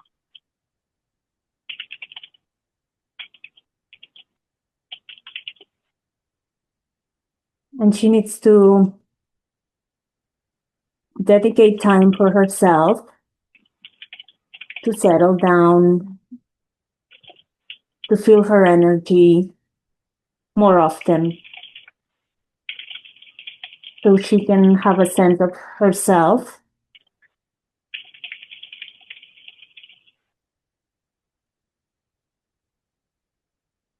She needs to dedicate time for this. Dedicate time to what? Dedicate time for herself. Got it.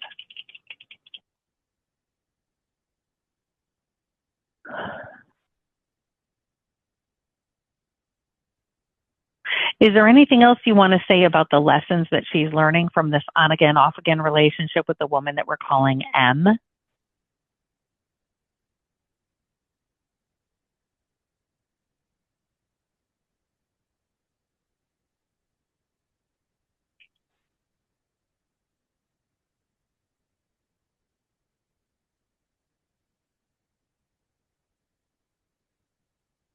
Not any lesson.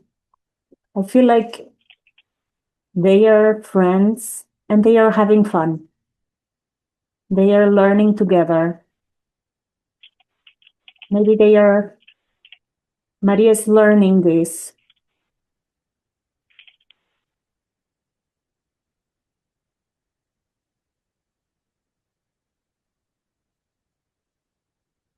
Maria's learning that they're friends and just having fun.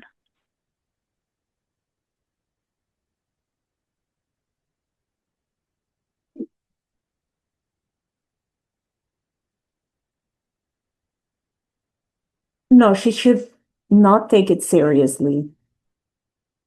It's like a game.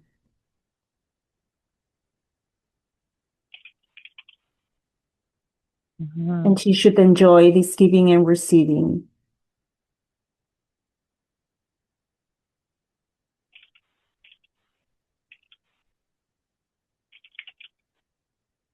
Got it.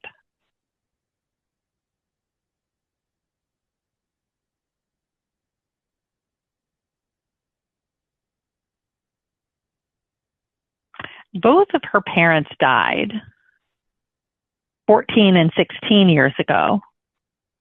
And so much of her life will be spent without them. And she wants to know why. What is the lesson in this for her? What can you tell her?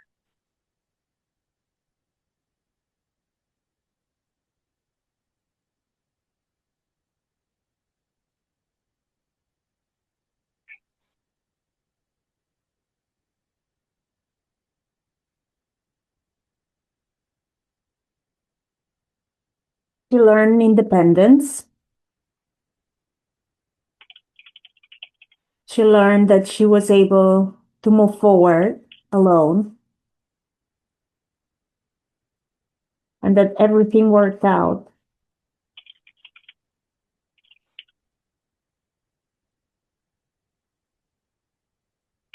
She also learned the love of her parents.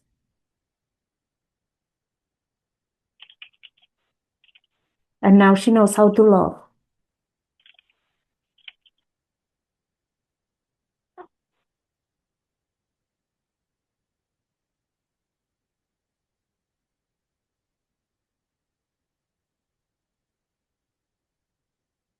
Nice.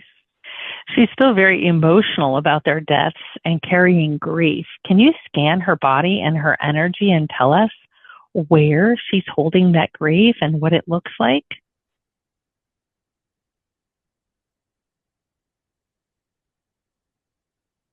It's in her head, like a ball of gray.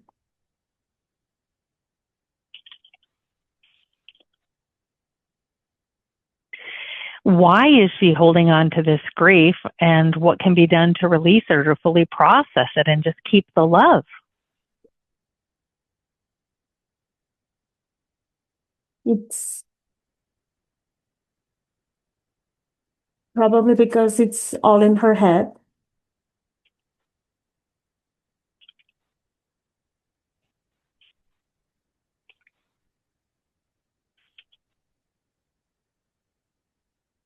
So what can be done to process it or release it and just keep the love?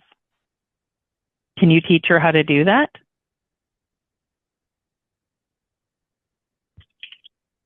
We can eliminate it with a laser. Okay. What does that look or feel like for her? Like 3 beams of light in her head, melting away this gray ball, blocking, melting it away, burning it.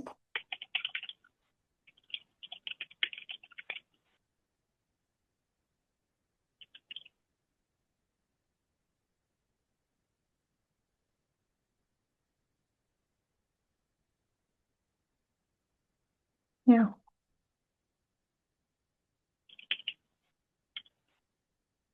It's done? Yes.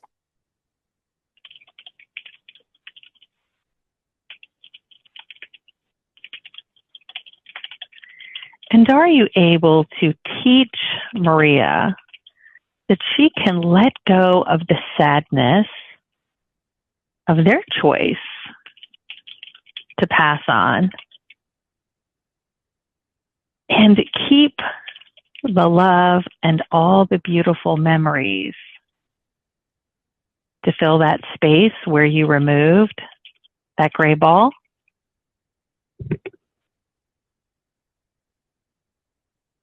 Can you teach her that she can let go of that sadness of their choice to pass on and keep the love and all the beautiful memories and have them fill that space where you remove that gray ball? Yes. What happens as you do that? What does that look like? I shoot the beam of light on her head so it fills up with love and forgiveness. And any sadness remaining can go out through her feet. And just feeding love and forgiveness. Uh-huh.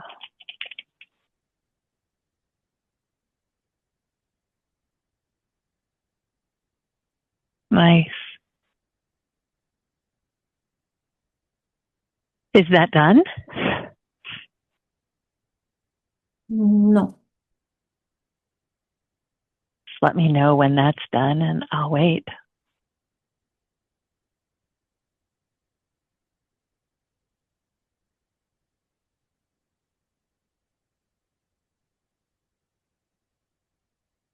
I also shoot this love into her heart. Ah.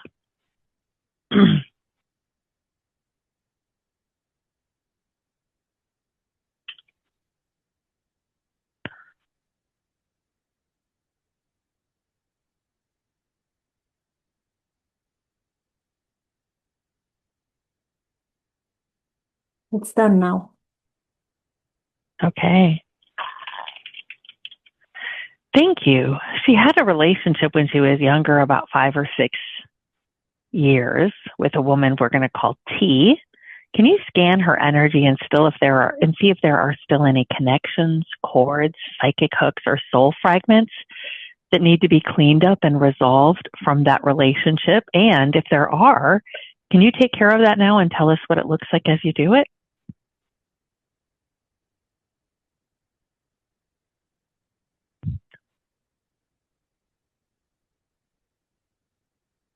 She only has some small ones.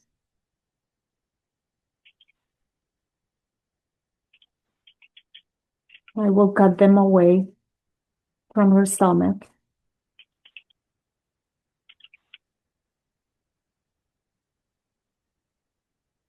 And putting some gel so she recovers.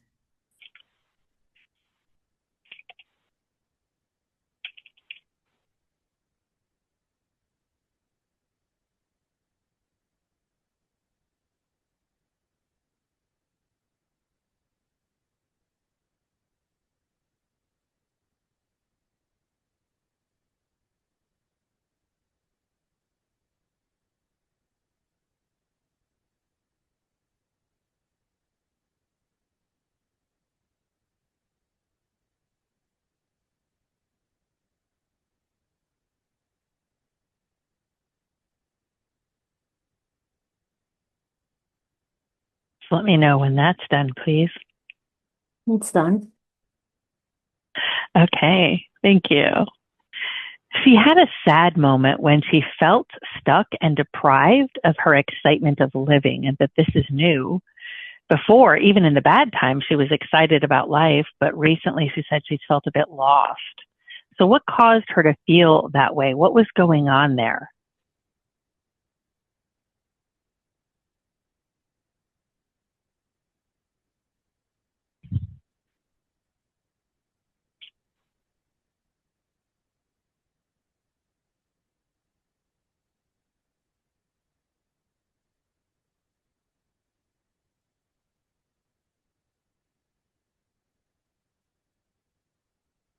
It was a small moment where she felt alone.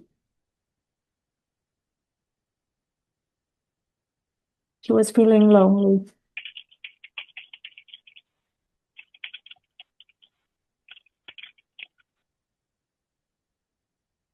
What caused her to feel lonely?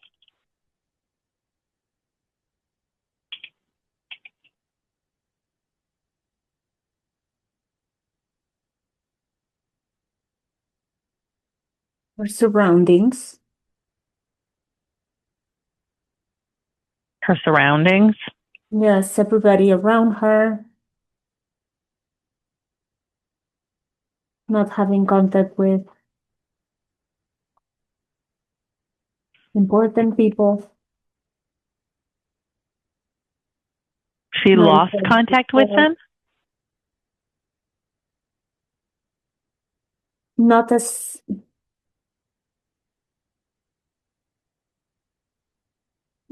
much as she should. Okay.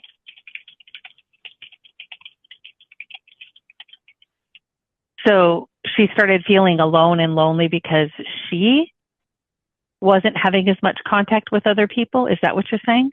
Yes. So it was brought on by her own actions? Yes. Is she good now, or is there something she should be doing to work on this?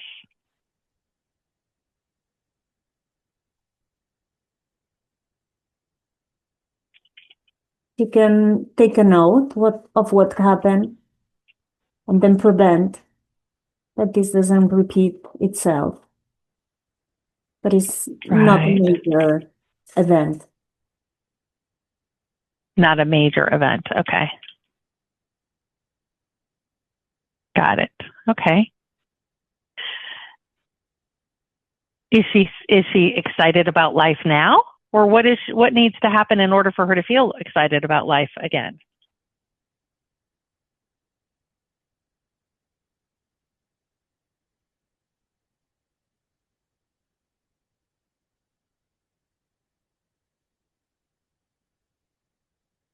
She should hang out with her friends, be more in contact with people.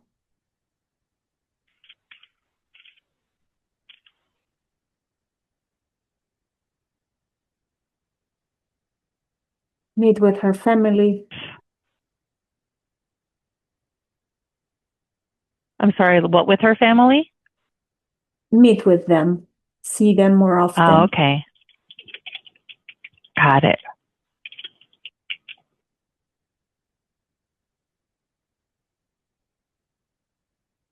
Got it. She would like to move to Australia, and the thought of moving there excites her. Is that something that her soul would like her to do?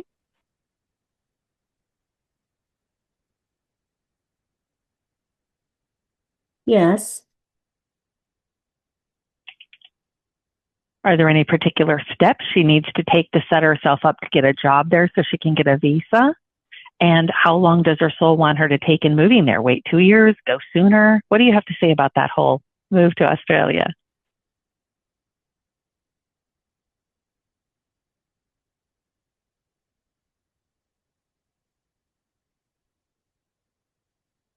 She can go when she wants to go.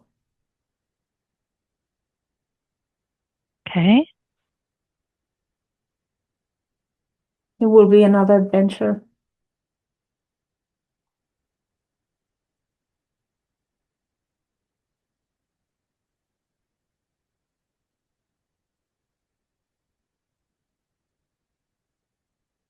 And she's going to be very excited to go.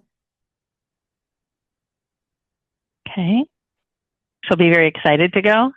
Yes.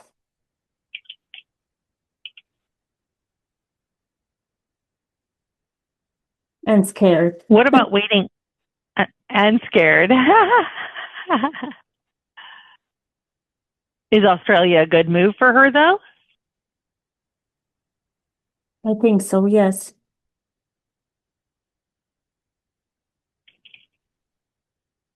What can she do to erase some of that fear?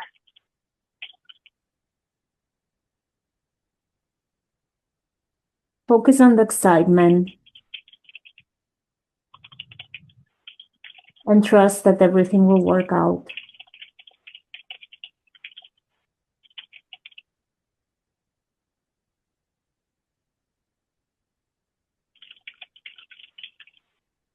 Right.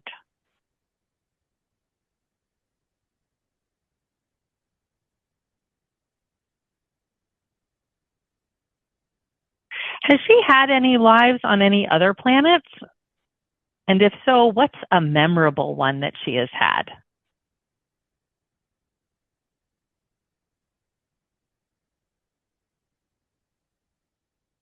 I feel like a blue being. Like A those on blue being? TV. Yes. Okay. Similar to a childhood show that is on TV.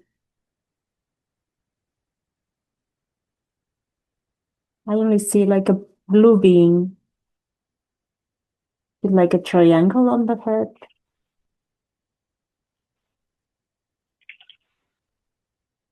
Kind of like Teletubbies? Yes, that one. Uh,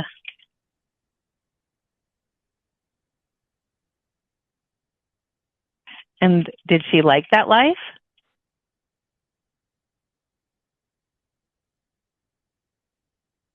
I feel it's boring. It was boring? Yes. What was boring about it? There was nothing to do.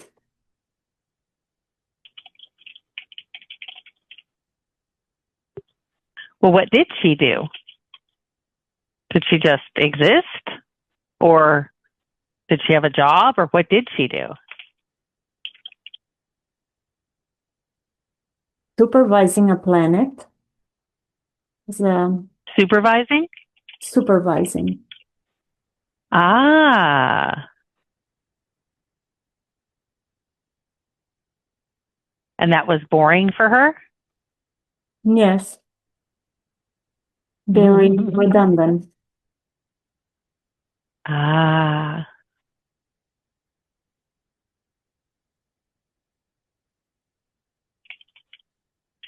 On that planet, do they have the range of emotions like they do here on Earth? No.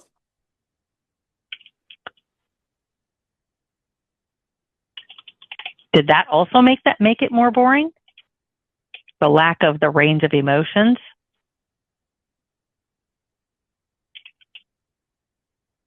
Yes. There's only happiness and a bit of sadness. Nothing else. Ah.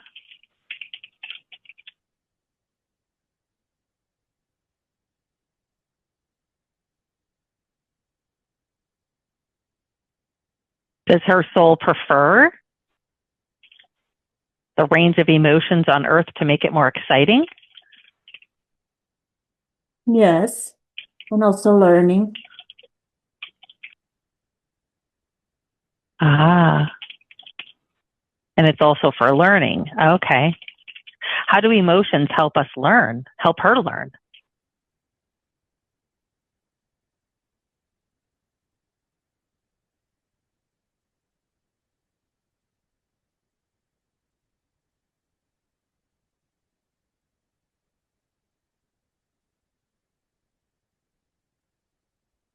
I see it like a brain, a, a wave of like a radio wave going up and down, like going up and down, going to the maximum and lowest point.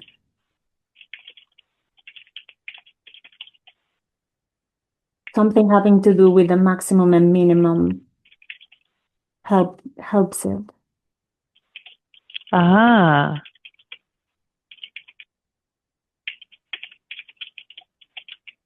The variety or the contrast, maybe? Yes. Having different ones in opposite directions. Yeah, that's true. Mm-hmm.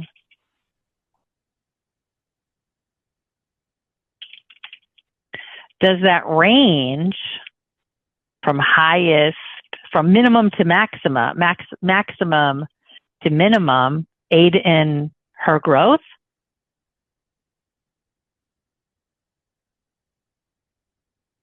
And learning?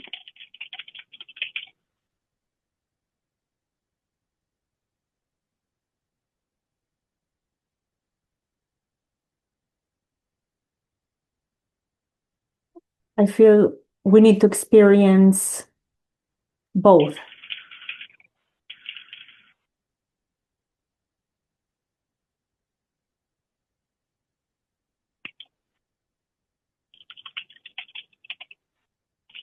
The highs and the lows? Yes. How does that benefit How does that benefit a soul?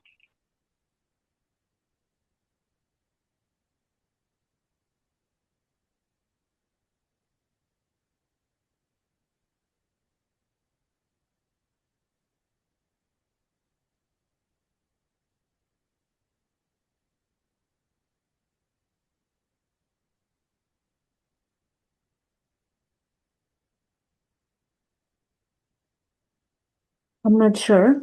I see like an explosion.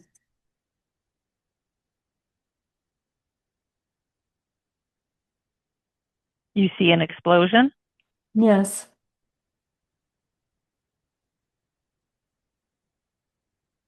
Can you maybe try to interpret what that explosion is or what that means?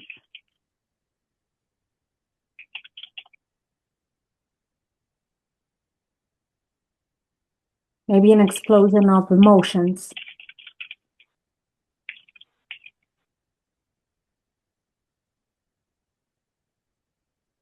And how does it benefit a soul to have, I'm sorry, go ahead. On different pieces. In different pieces? So there are many pieces. When it explodes, it cuts into pieces.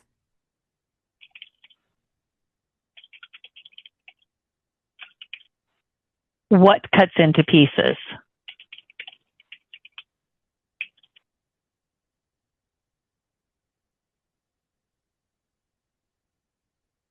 I think the explosion means that we need to experience all pieces of the range of emotions. Ah.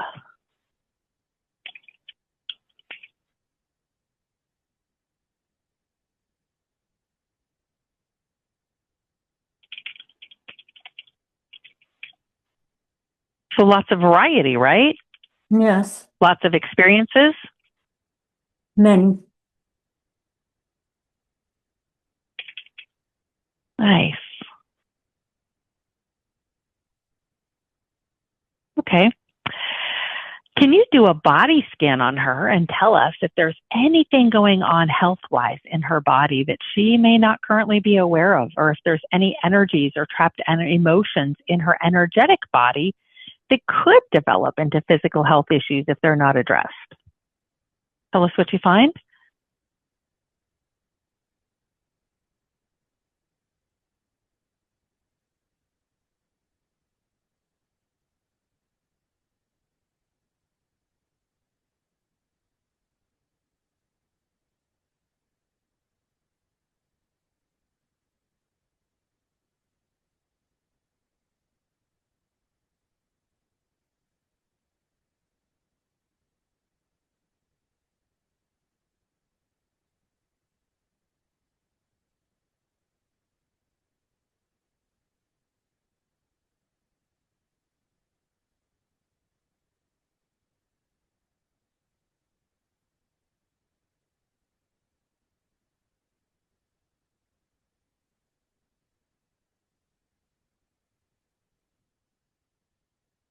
The scan it went good. Like I think I have nothing to worry about. But then okay. it's the scanner, it's like stopped in my heart. And I think maybe I need to improve something.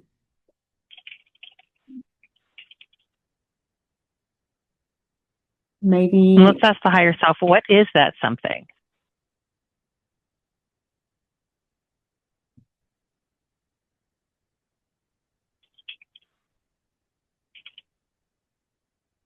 it's related to again, to giving love.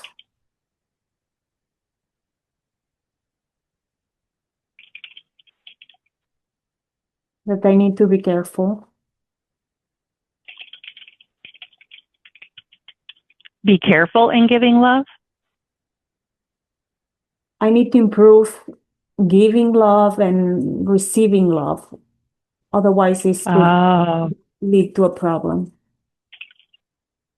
Okay, got it.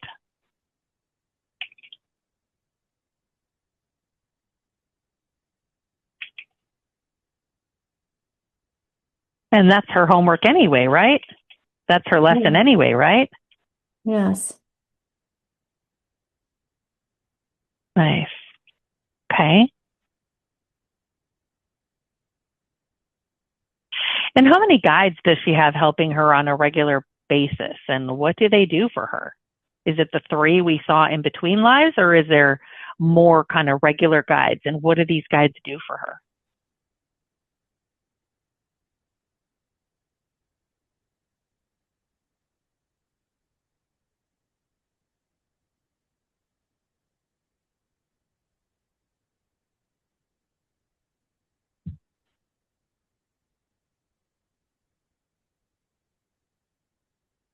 I feel she has 4.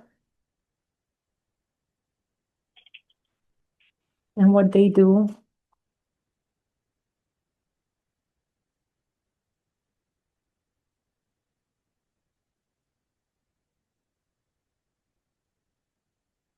they protect her in her life.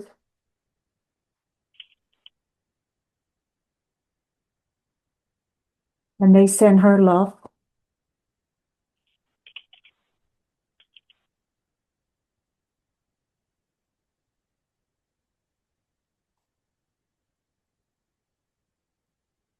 They supervise what she's doing.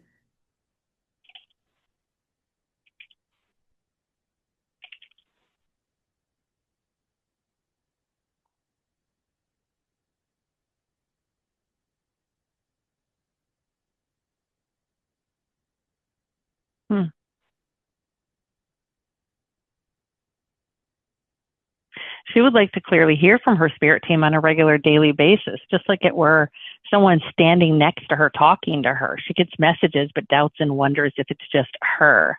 So what can she do to discern between spirit or her higher self and her human mind? Like, how can she know the difference and develop that close relationship so she can hear from them all the time?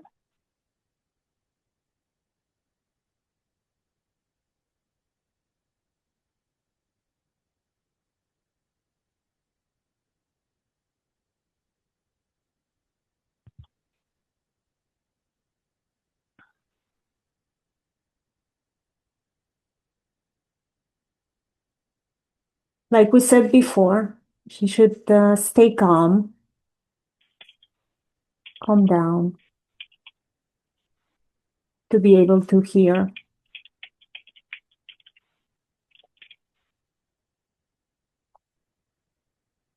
And set the intention.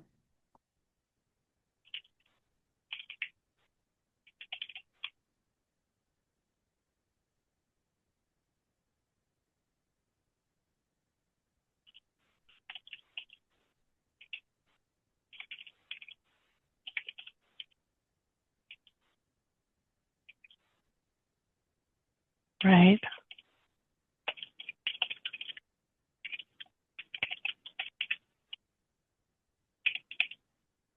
Okay.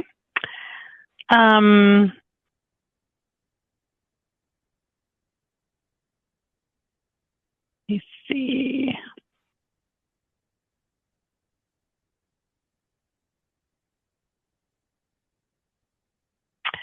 What are the top 3 things she could do right now that would have the greatest, most beneficial impact in her life?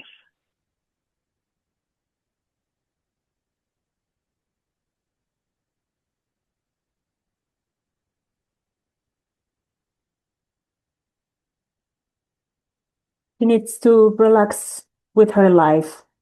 Relax, taking time.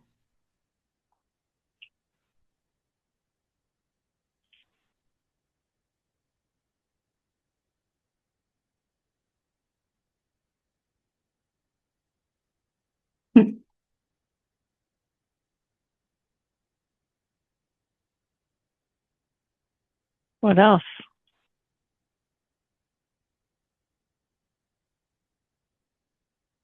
Believe in herself.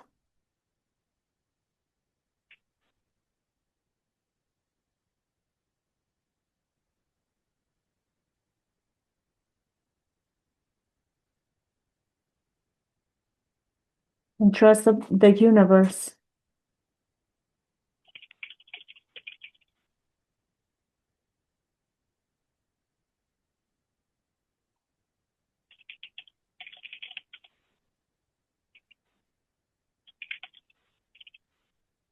Would it benefit her to have you download Creator's definition of trust into her and have her definition of trust match Creator's definition of trust? Yes. Could you do that now and tell us what that looks like as you do it?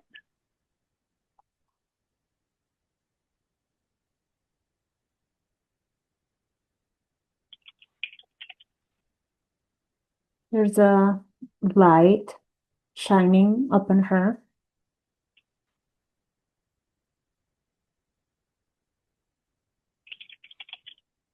Downloading the meaning of trust.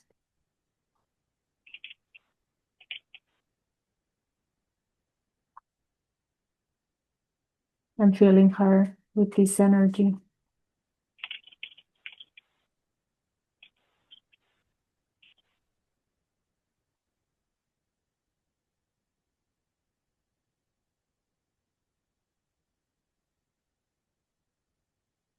It's a very calming feeling. Mm-hmm.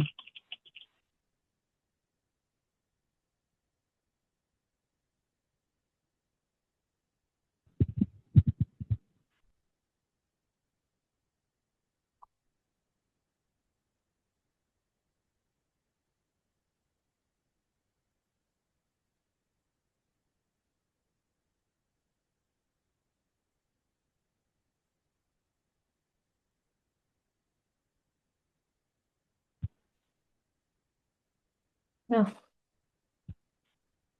It's done? Yes. Nice. Would it also benefit her to have you download this into her? I know what it feels like to trust. I know that it's possible to trust. And I know how to trust, according to Creator's definition. Would she like that? Yes.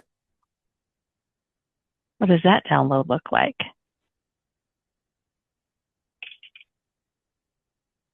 She's drinking a glass of water.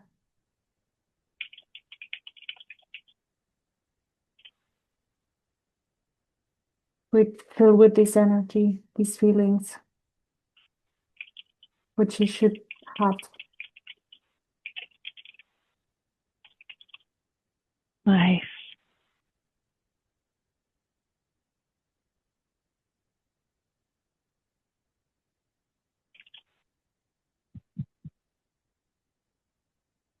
It's reaching all the cells in her body. Nice.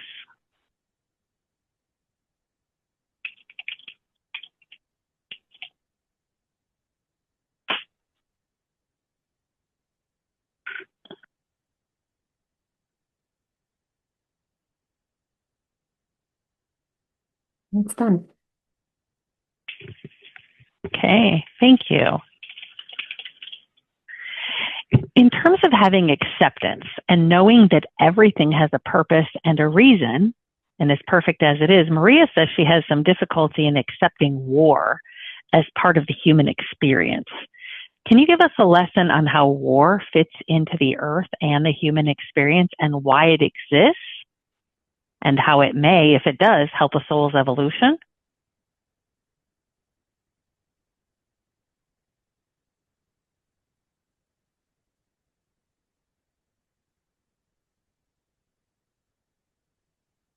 It's just a path one takes. Say it again. It's only a path one decides to take in a life.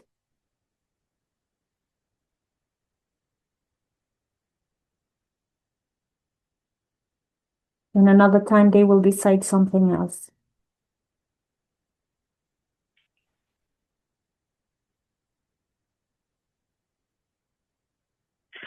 So, are you saying that the people who live in war-torn countries or countries that experience war at any given time have chosen that as part of that life experience?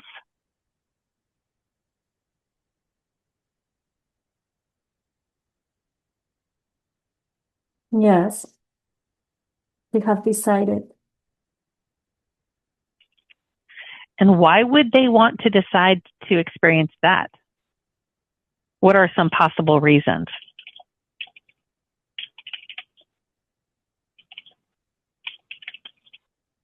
The feelings of desperation. They also want to feel that. The feeling of caring, someone will care for you. Unconditional love. And also hate.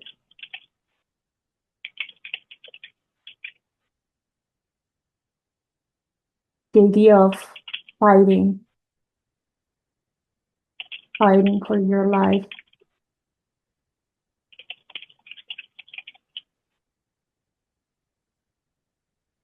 But having inner trust that this is a purpose, you have a purpose.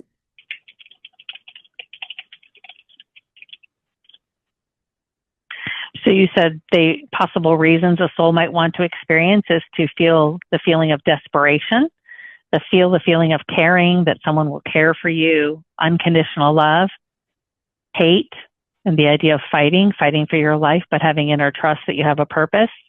Yes.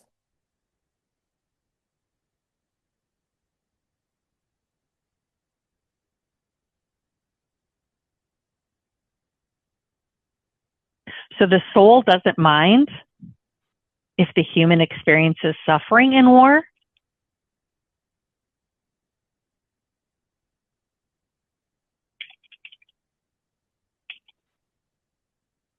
No, the soul will enjoy that life when they are out.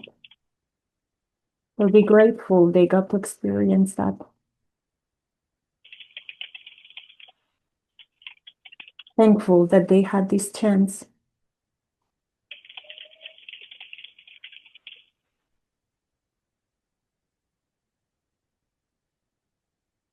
So does the soul not care about the human feelings of suffering at all? They do care through love. I'm sorry? They care. They love.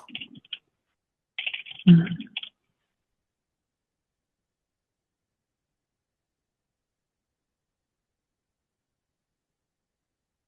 But the gratitude afterwards is more important? Is that what you're saying?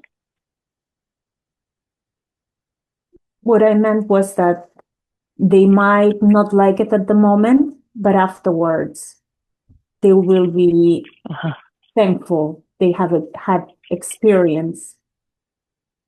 They've had this experience or the chance to have this experience.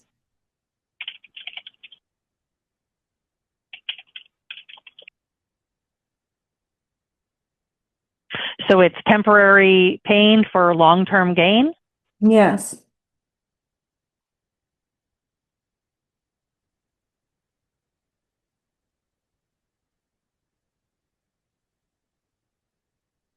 Got it.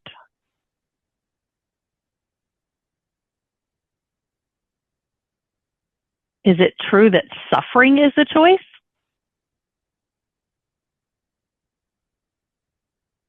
Like we can choose to be in a situation and suffer or not suffer? Like is suffering a choice or no?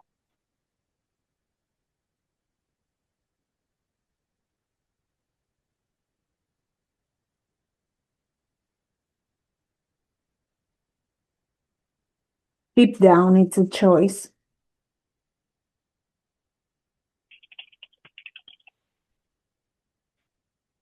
Can you give us a little lesson about that? What you mean by that?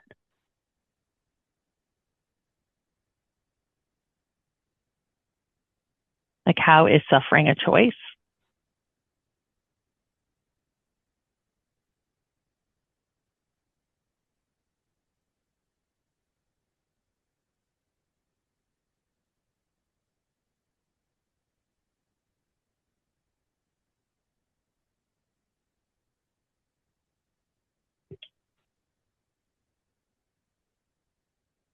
They decide to experience it, experience suffering.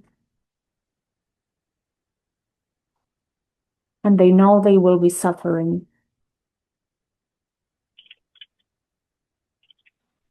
And in the circumstance, when they are living the life, maybe they think they have no choice but to suffer.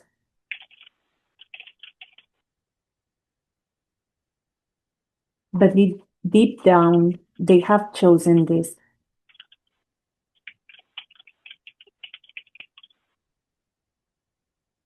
That they wanted to live this.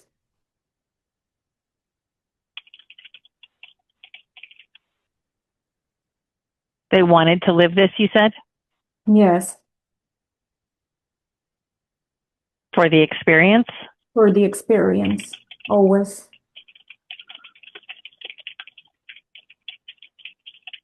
For the learning.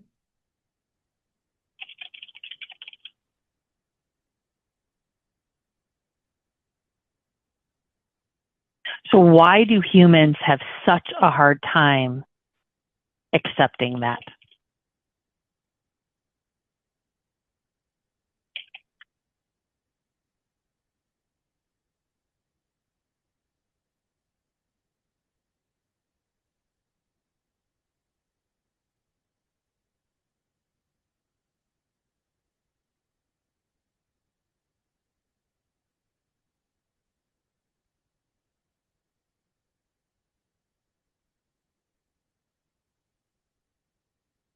We don't see anything else when we are human.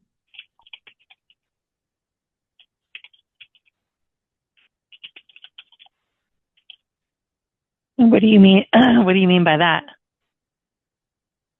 That you don't understand your lessons.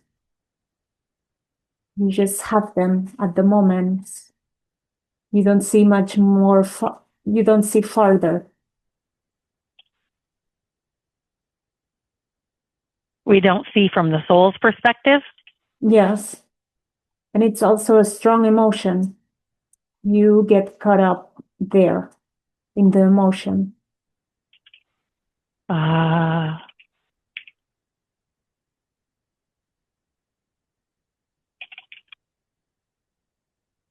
emotions can be a hindrance sometimes to seeing things from our soul's perspective? Yes.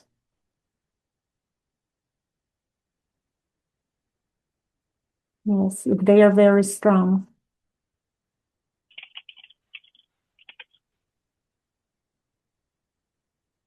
Got it.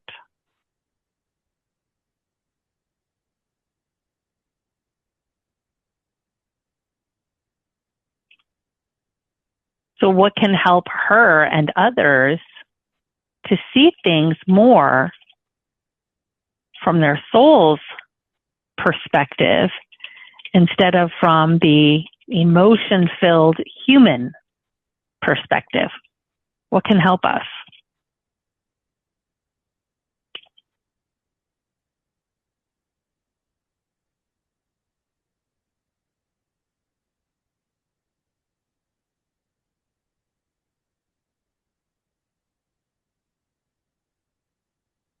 It can help to feel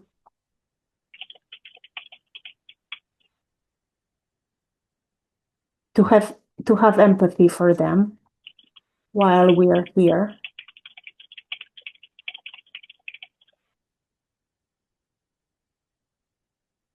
To share the suffering.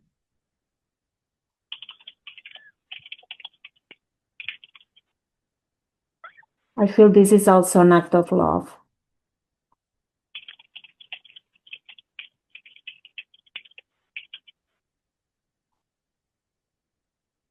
Obviously, you can help if you can, unconditionally, but having empathy to what's happening.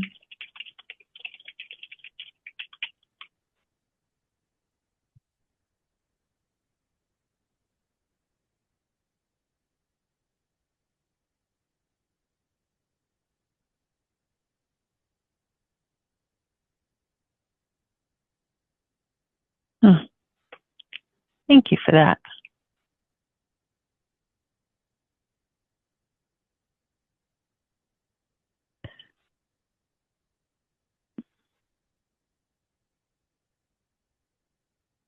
Are there any other messages you want to share with her now before we end this session? I would like to send healing to the heart.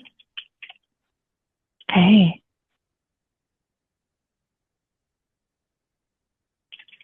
Yes, please do, and tell us what you're doing as you do it.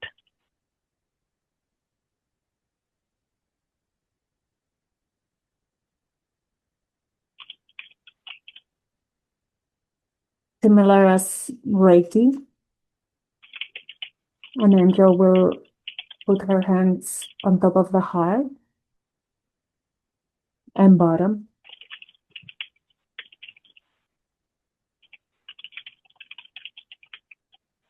And soften it so it's easy. Say it again. Soften the heart so it's Oh, easier. soften the heart. Okay. So it's easier to what?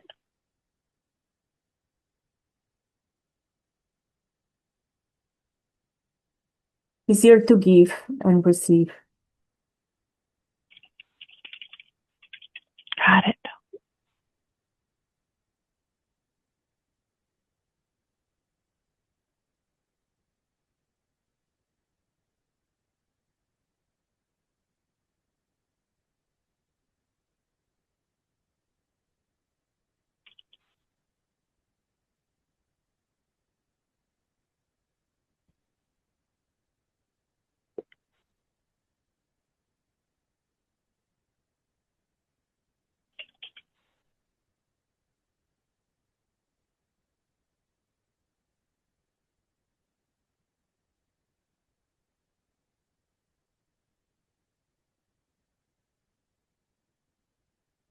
And just let us know when that's done, please.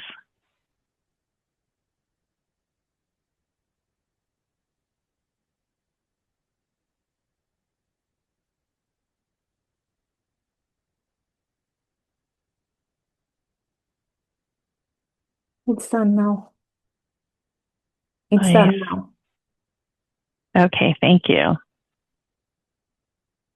And one more question I have. Can we ask both her soul and her body what it thinks about her diet being vegetarian and vegan? Do they support this diet or have anything they want her to know or change?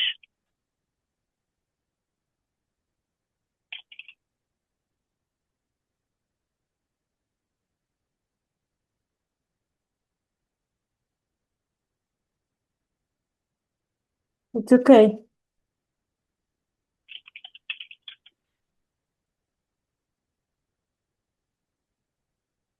No changes? No changes. Nice. Thank you. Is there anything else, or is this a good place to end? It's a wonderful place to end. Thank you. Okay, you're back. Getting up off your bed. It looks like it got a little dark over there overseas, didn't it? Maybe What time is it where you are now? It's 2:30 here. What time is it there on July 10th? What 9:30 time is it there? p.m. 9:30 p.m. Okay. You're 7 hours ahead of me. Okay, got it. Got it. Okay. Do you need a restroom break before we wrap up, or do you have like maybe 5 minutes to wrap up? Maybe I can drink some water, but we can. Okay. Yeah. Yeah. Yeah. Well, I want to hear from you. I want to hear from you what that felt like. What was it like for you, and how did you know you were connected to your higher self? And let me get some water. Yes, yes. Okay. Yes.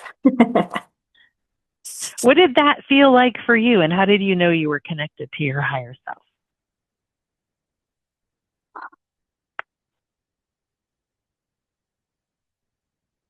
I don't know, I kind of visualize there was like this yellow big energy ball in front of me, and we were like plugged together. And then it was kind of receiving the messages, asking the question, receiving a message. This is how I experience it. Yeah, and sometimes the information would just come. And so I saw some reactions from people, and they were saying that, and it's true. It also happened, like you would just have the information. It was just there. Yes.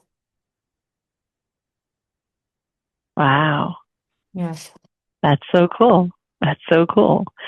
So, what's something that you remember really vividly from your session? What kind of stands out for you?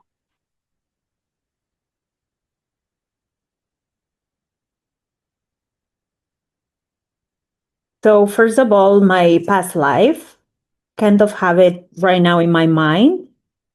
The trash cans in a like near homes. That was my home. That's my home. And then also when I met my like spirit guides, that it was like a platform floating, and I was just going there, and this like emotion of love or recognition, I don't know, that was also very impactful for me. Wow.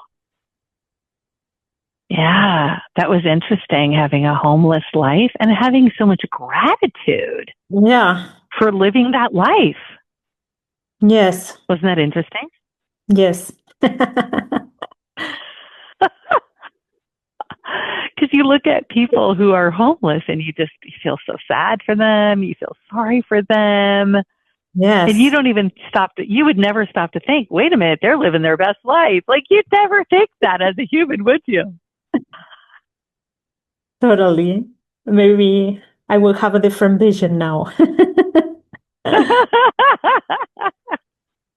But then he also appreciated having someone help him to a better place, a better standard of living, right? Yes. The kindness. Yes.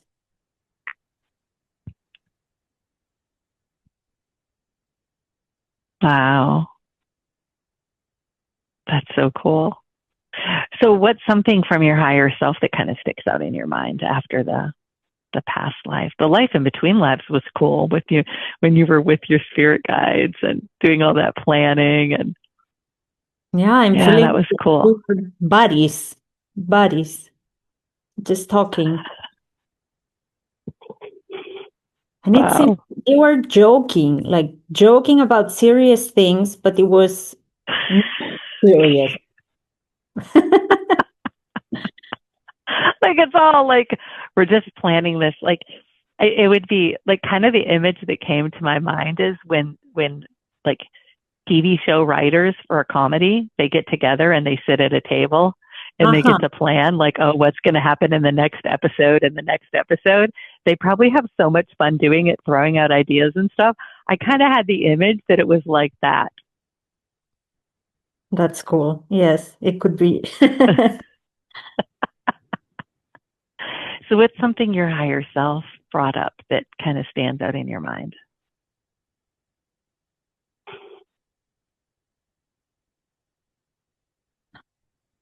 Well, I think there's like, and I was surprised because everything kept coming up. This love, learn, love, give, receive, as if this is like a major theme. Yep. Like it was very recurrent. Um, yes. I don't know if I also fully understood, but I'll try. Yeah. I guess just practicing giving and receiving, and that your higher self said you're not losing yourself, that you're being silly thinking that, Yes. Yes. that you guys are just playing a game. We're just having fun. Just a game. Just an exercise. Yeah. Isn't that funny? And that you're taking it too seriously. But it's And not a trauma loop. It's not toxic. It's just fun. yes. I'm also amazed how, when I was in this state, how little I cared about these major things that, for me, in this current life, are very impactful, strong. But then it was like, no, this is nothing. Now you're here, then you'll be there, and who knows next time? Like, that's not important. Like, that's minimal. That's fun. Like having this realization that when I was there, that was not that important. It's also like a shock. Wow. Wow. Do you think you can carry that perspective or that feeling into your life more now that you've felt that? I hope so. That's my, yes, I plan to do that. Not Yeah. worry so much.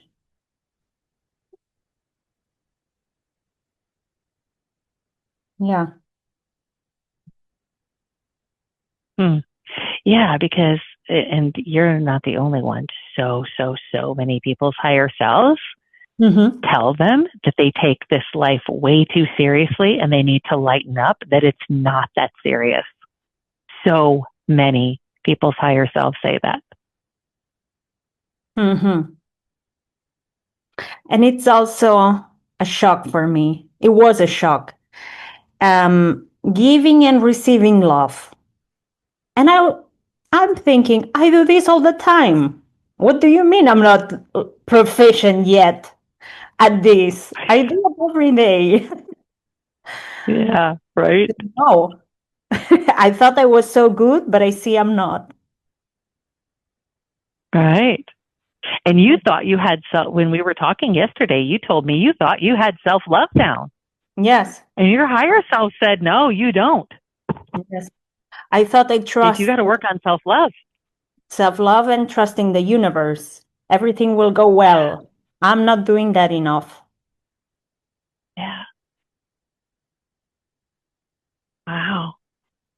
It shows how our human minds can hide things and create blind spots for ourselves, doesn't it? Yes, yes. Wow. Are you glad you did it? I'm very happy. Yes. You got a big smile on your face. Thank you. Thank you. Thank you, Tracy, for being here. Yeah. The And opportunity. thank you to your spirit. Thank you for your spirit team connecting us, right? Like, I mean, you talk about divine connection and divine intervention. I mean, you're all the way in another country in Europe, and I'm here in Tennessee in the United States. And it's like, what? How did we get connected? It had to be a spirit thing. I just love that, Yeah. don't you? They're like, yeah, you want to get some answers, some encouragement, kind of get your perspective straight a little bit. Yeah, we'll connect you with someone to do that. That's funny. Good. Good. I love it. Well, my dear, I so loved working with you. I'm going to be sending you a bunch of emails.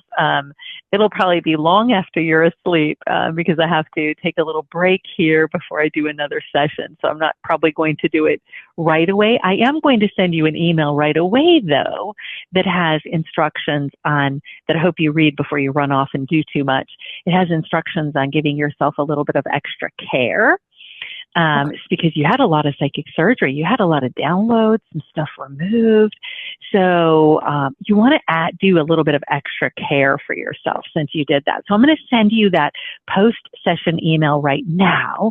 And then you'll get an email that will have a link to the notes, to the recording, and it's going to have a spiritual toolkit in it with all the homework that your higher self gave you pulled out in one place. It's going to have some affirmations for you, some journal prompts, and kind of a plan forward on how you can take this information and work on it going forward, in even just like 30 minutes a day if you want to dedicate 30 minutes on any given day to doing it, like kind of what you might, dedicate your time doing, 5 minutes here, 10 minutes here, doing this. So I'll send you a link on to my Google Drive that will have all of that in one place for you.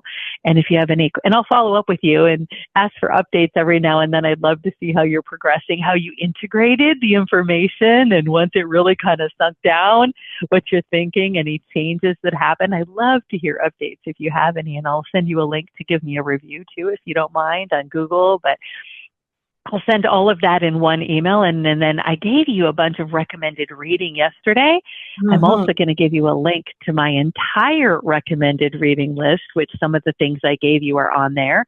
But if you run out of books from that list I gave you yesterday, you'll have even more you can refer to. These are books I've read and just think are so helpful in your spiritual journey. So lots of information in this email I'll send you. How does that sound? Good?